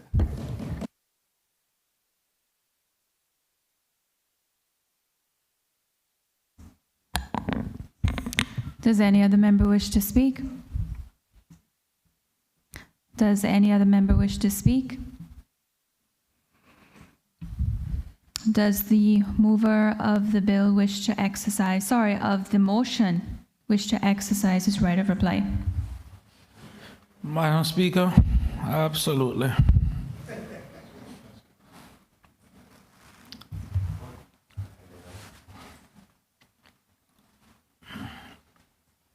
Thanks, Chris.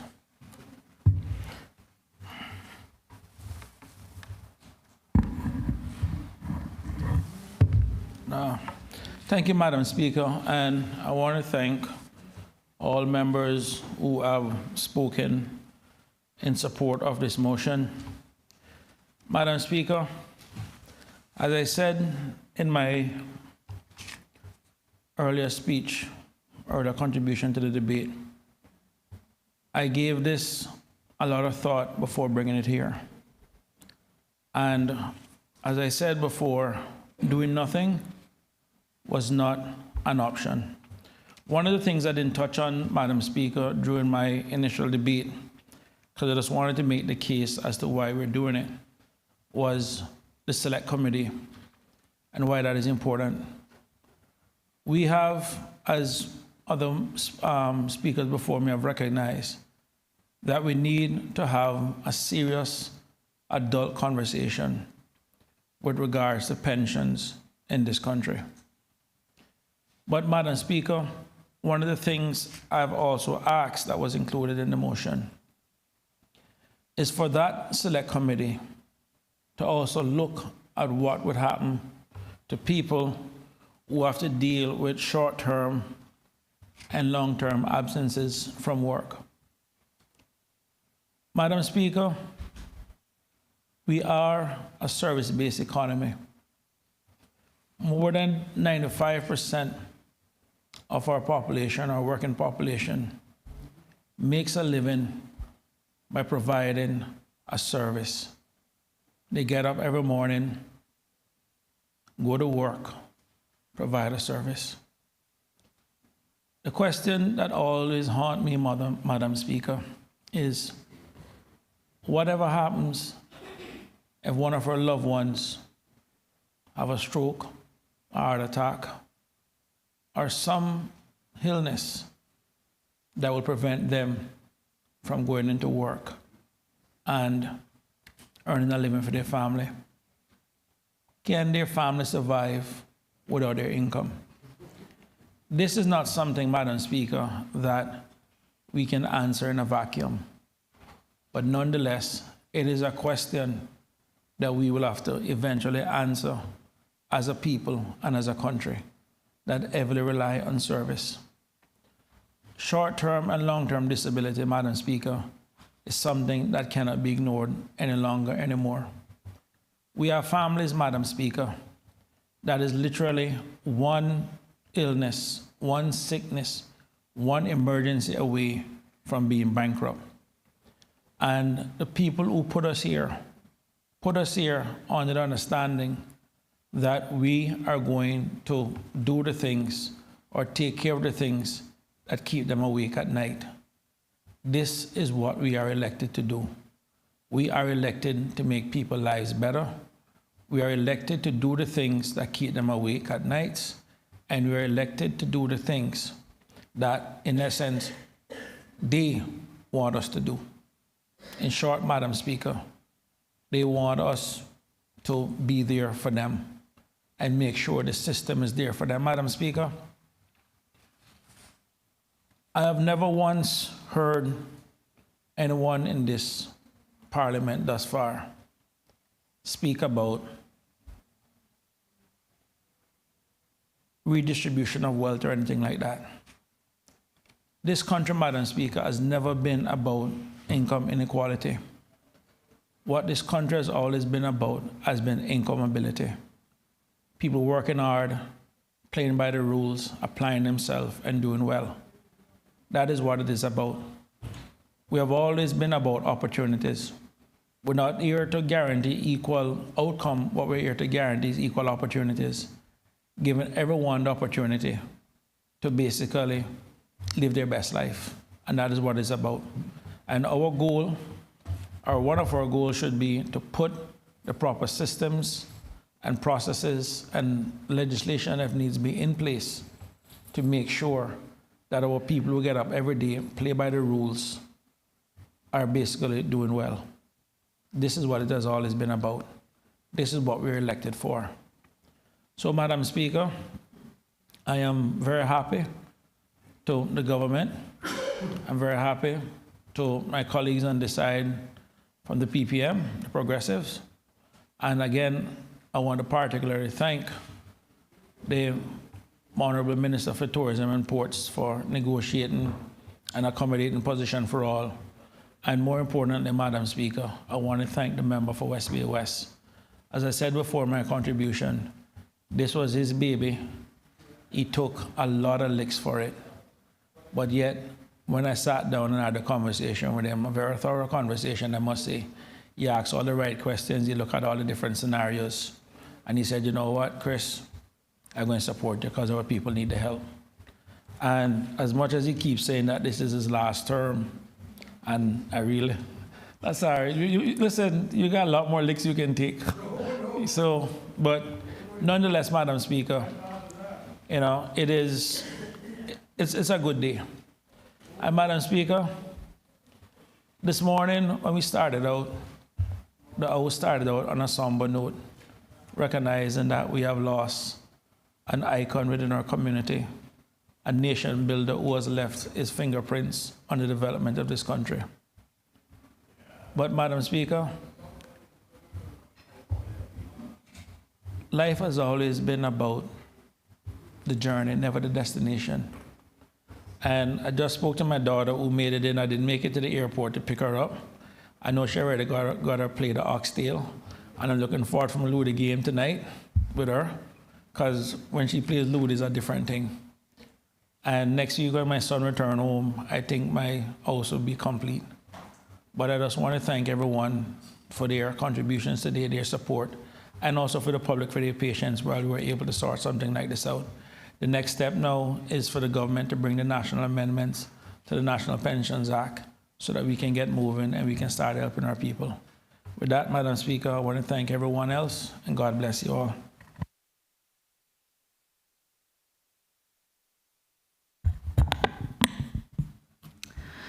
The question now is,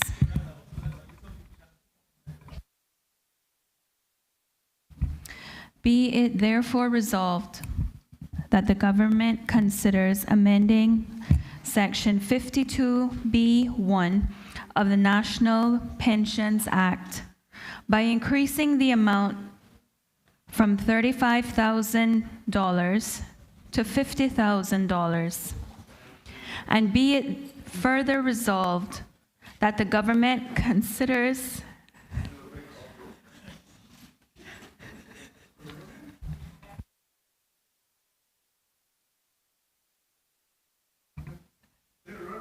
amending Section 52B2 of the National Pensions Act for the benefit of all Caymanians. And be it further resolved that the government considers amending Section 52C1 of the National Pensions Act by increasing the amount from $35,000 to $100,000.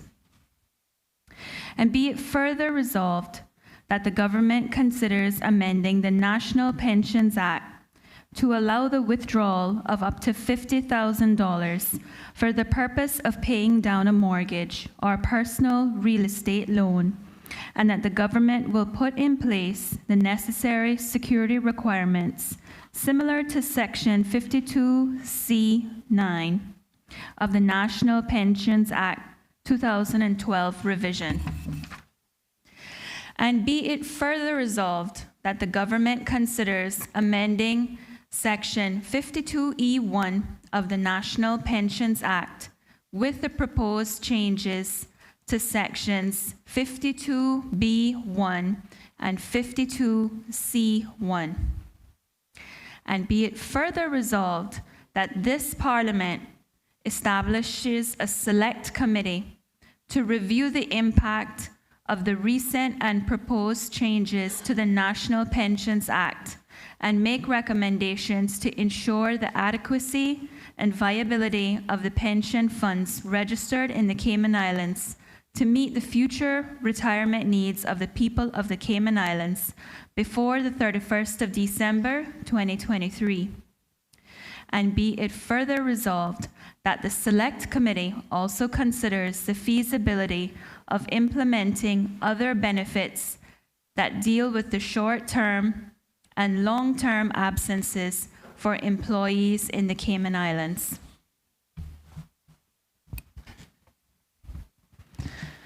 All those in favor, please say aye. Aye.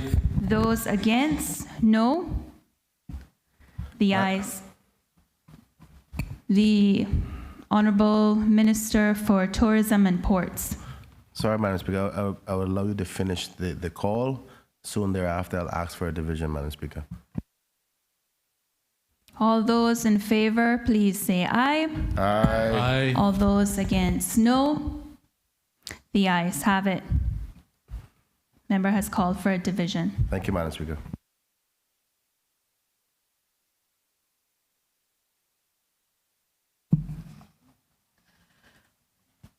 Honorable Wayne Panton, Aye. Honorable Juliana O'Connor Connolly, Aye. Honorable Kenneth Bryan, Aye. Honorable Sabrina Turner, Aye. Honorable Johanny Ebanks, Aye. Honorable Andre Ebanks, Aye. Honorable Bernie Bush, Aye. Miss Heather Bodden, Aye. Honorable Dwayne Seymour, Aye. Honorable Isaac Rankin, Aye. Honorable Makiva Bush, Aye. Honorable Roy McTaggart, Aye. Mr. Joseph Hugh, absent. Mr. Moses Kirkconnell, Aye. Miss Barbara Connolly, Aye. Honorable Sir Alden McLaughlin, absent. Mr. David White, Aye. Mr. Christopher Saunders, Aye.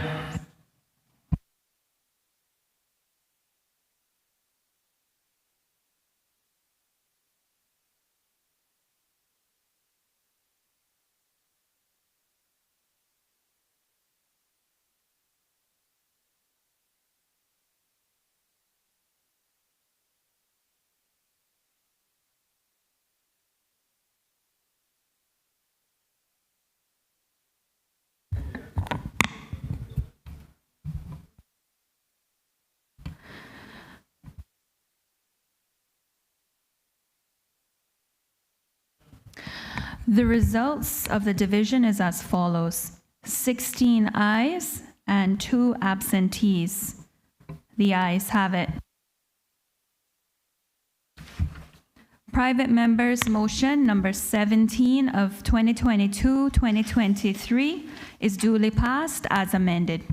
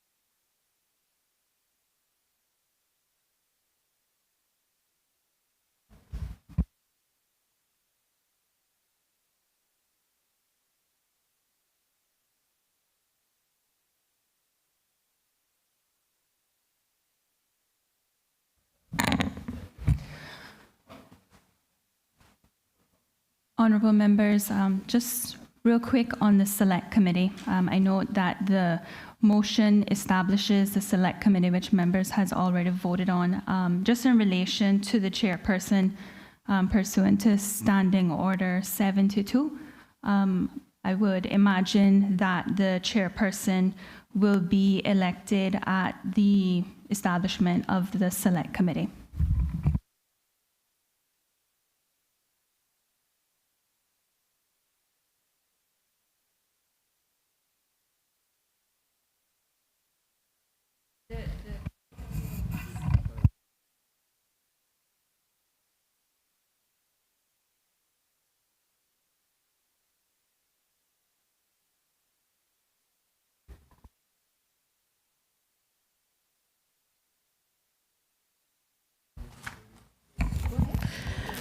Private members' motion number 18 of 2022-2023, reduce duty on medicines, medical and surgical supplies, to be moved by the elected member for Bontown West and seconded by the elected member for West Bay West. The elected member for Bordentown West. Madam Speaker, I ask leave of this honorable House to actually move a motion to withdraw that, motion.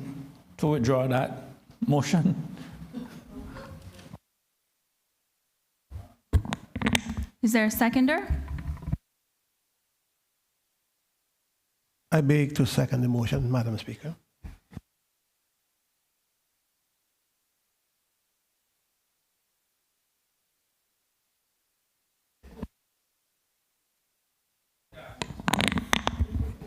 Does anyone, or does the mover wish to speak? Yes, Madam Speaker, very briefly.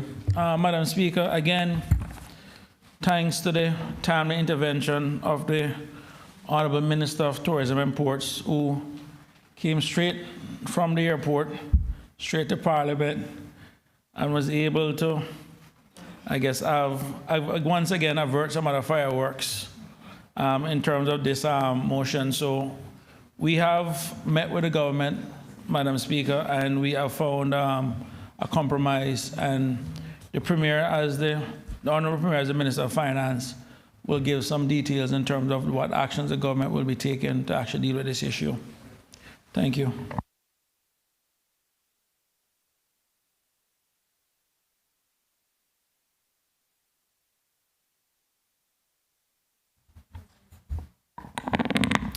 Does any other member wish to speak? The Honourable Premier. Madam Speaker, thank you. I think we're all very grateful to the member for agreeing to move the motion to withdraw this motion. Actually, sorry, the mover as well as the seconder. Madam Speaker, I think we all understand the spirit of the motion, and we, on the government side, would certainly wish to reflect the reality that, I guess, firstly, many of the medicines that are described in the motion in terms of chemotherapy for cancer patients and some other medications that carry significant costs, those are typically subject to existing concessions for various of the hospitals that would be administering these types of medications and treatments for people. So it's really the individuals in different sort of different cases that might be bringing in particular types of similar medications, Madam Speaker, which might be subject to the normal rates of import duty and without having the benefit of any of the concessions that perhaps exist currently, for which these other medical institutions can benefit from. So, Madam Speaker, typically what happens, and I think it doesn't happen with a great deal of frequency, but it happens with enough frequency, Madam Speaker, that we certainly want to be in a position where people who have to deal with these scenarios of having these specific types of expensive medication have the ability to ask for a duty waiver or duty reduction in respect to those medications, Madam Speaker. At the moment, those types of considerations come to the Finance Ministry, and they are dealt with, they're reviewed and responded by the Minister of Finance. I haven't actually yet dealt with one of those applications, Madam Speaker, but certainly from what I understand, it happens at least several times a year. So, Madam Speaker, I think what the spirit of the motion was seeking to address, and what we would undertake on the government side, is to ensure that rather than just people having to perhaps make application by way of letter and on their own initiative, their own motion, that we try to ensure that there's publication of the possibility of getting these waivers for this type of scenario, and we put some process around the applications so that people will be more familiar with those, with that potential, and we'll be able to better take advantage of that facility that is typically available, Madam Speaker. Because at the end of the day, I don't see a situation in which we are going to be denying some benefit in terms of a duty waiver to people who are in situations of significant health challenges and needing to be able to take this kind of medication and to be able to bring it in at the lowest possible cost, Madam Speaker. So this is primarily a matter, in the spirit of the motion, as I understand it, is primarily aimed at individuals who are bringing in medications, because the other institutions are able to bring these types of medication in, typically under concessionary arrangements. So we, Madam Speaker, in recognizing the spirit of the motion and in supporting the desire for all of us to get home at a reasonable time this afternoon, Madam Speaker, I'm also recognizing that we want the message to be able to get out there and resonate with people in the country that this facility is available and that there will be some process around it and some publication of the availability of that, so that they don't have to go searching for it. They don't have to think about it themselves while they're facing these challenges themselves, Madam Speaker, because anybody who has had significant health challenges will know that there's so much going through their minds, so much to think about. This is just one thing that we'd like to be able to ensure that they have less to worry about and that they understand exactly what can be accomplished. So, Madam Speaker, with that, I thank again the mover and the seconder for agreeing to move the motion to withdraw this motion number 18 for the reasons that have been outlined. Thank you, Madam Speaker. Does any other member wish to speak? Does any other member wish to speak? Does any other member wish to speak? Does the mover of the motion wish to exercise his right of reply? Yes, Madam Speaker, very briefly. I just want to thank the Premier, the government, and once again my good colleague, the Honorable Kenneth Bryan, for his intervention in this regard. Like we said, we do recognize, Madam Speaker, it is an issue that needs to be dealt with, and I'm glad the government recognizes it. And the one thing that I think we both left out in our discussion is that even though currently people do apply by writing letters to the Ministry of Finance to ask for this waiver, we're actually going to create a form that would actually make it much easier for them to apply, and hopefully not have to get into too much detail, but we want to make the process for them as easily as possible. So with that, I just want to thank the government for accepting it, and you all have a good weekend. The question is that private members' motion number 18 of 2022-2023 be withdrawn from the order paper. All those in favor, please say aye. Aye. All those against, no. The ayes have it. Private members' motion number 18 of 2022-2023 is hereby withdrawn from the order paper.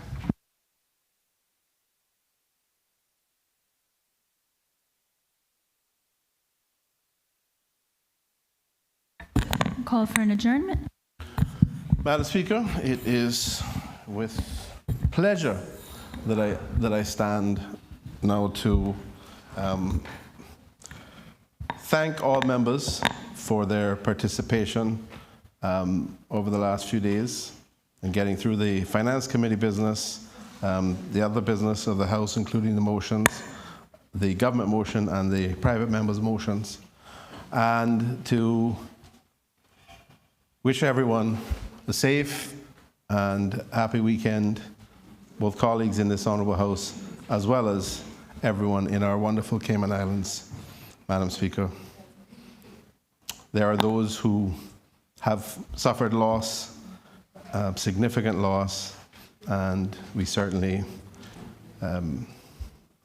think that our thoughts and prayers remain with those people over this weekend and in the days and weeks to come, Madam Speaker. So, Madam Speaker, with that, I now formally move the adjournment of this honourable House sine die. Thank you. The question is that this honorable House do now adjourn sine die. All those in favor, please say aye. Aye. Those against, no. The ayes have it. This honorable House is now adjourned sine die.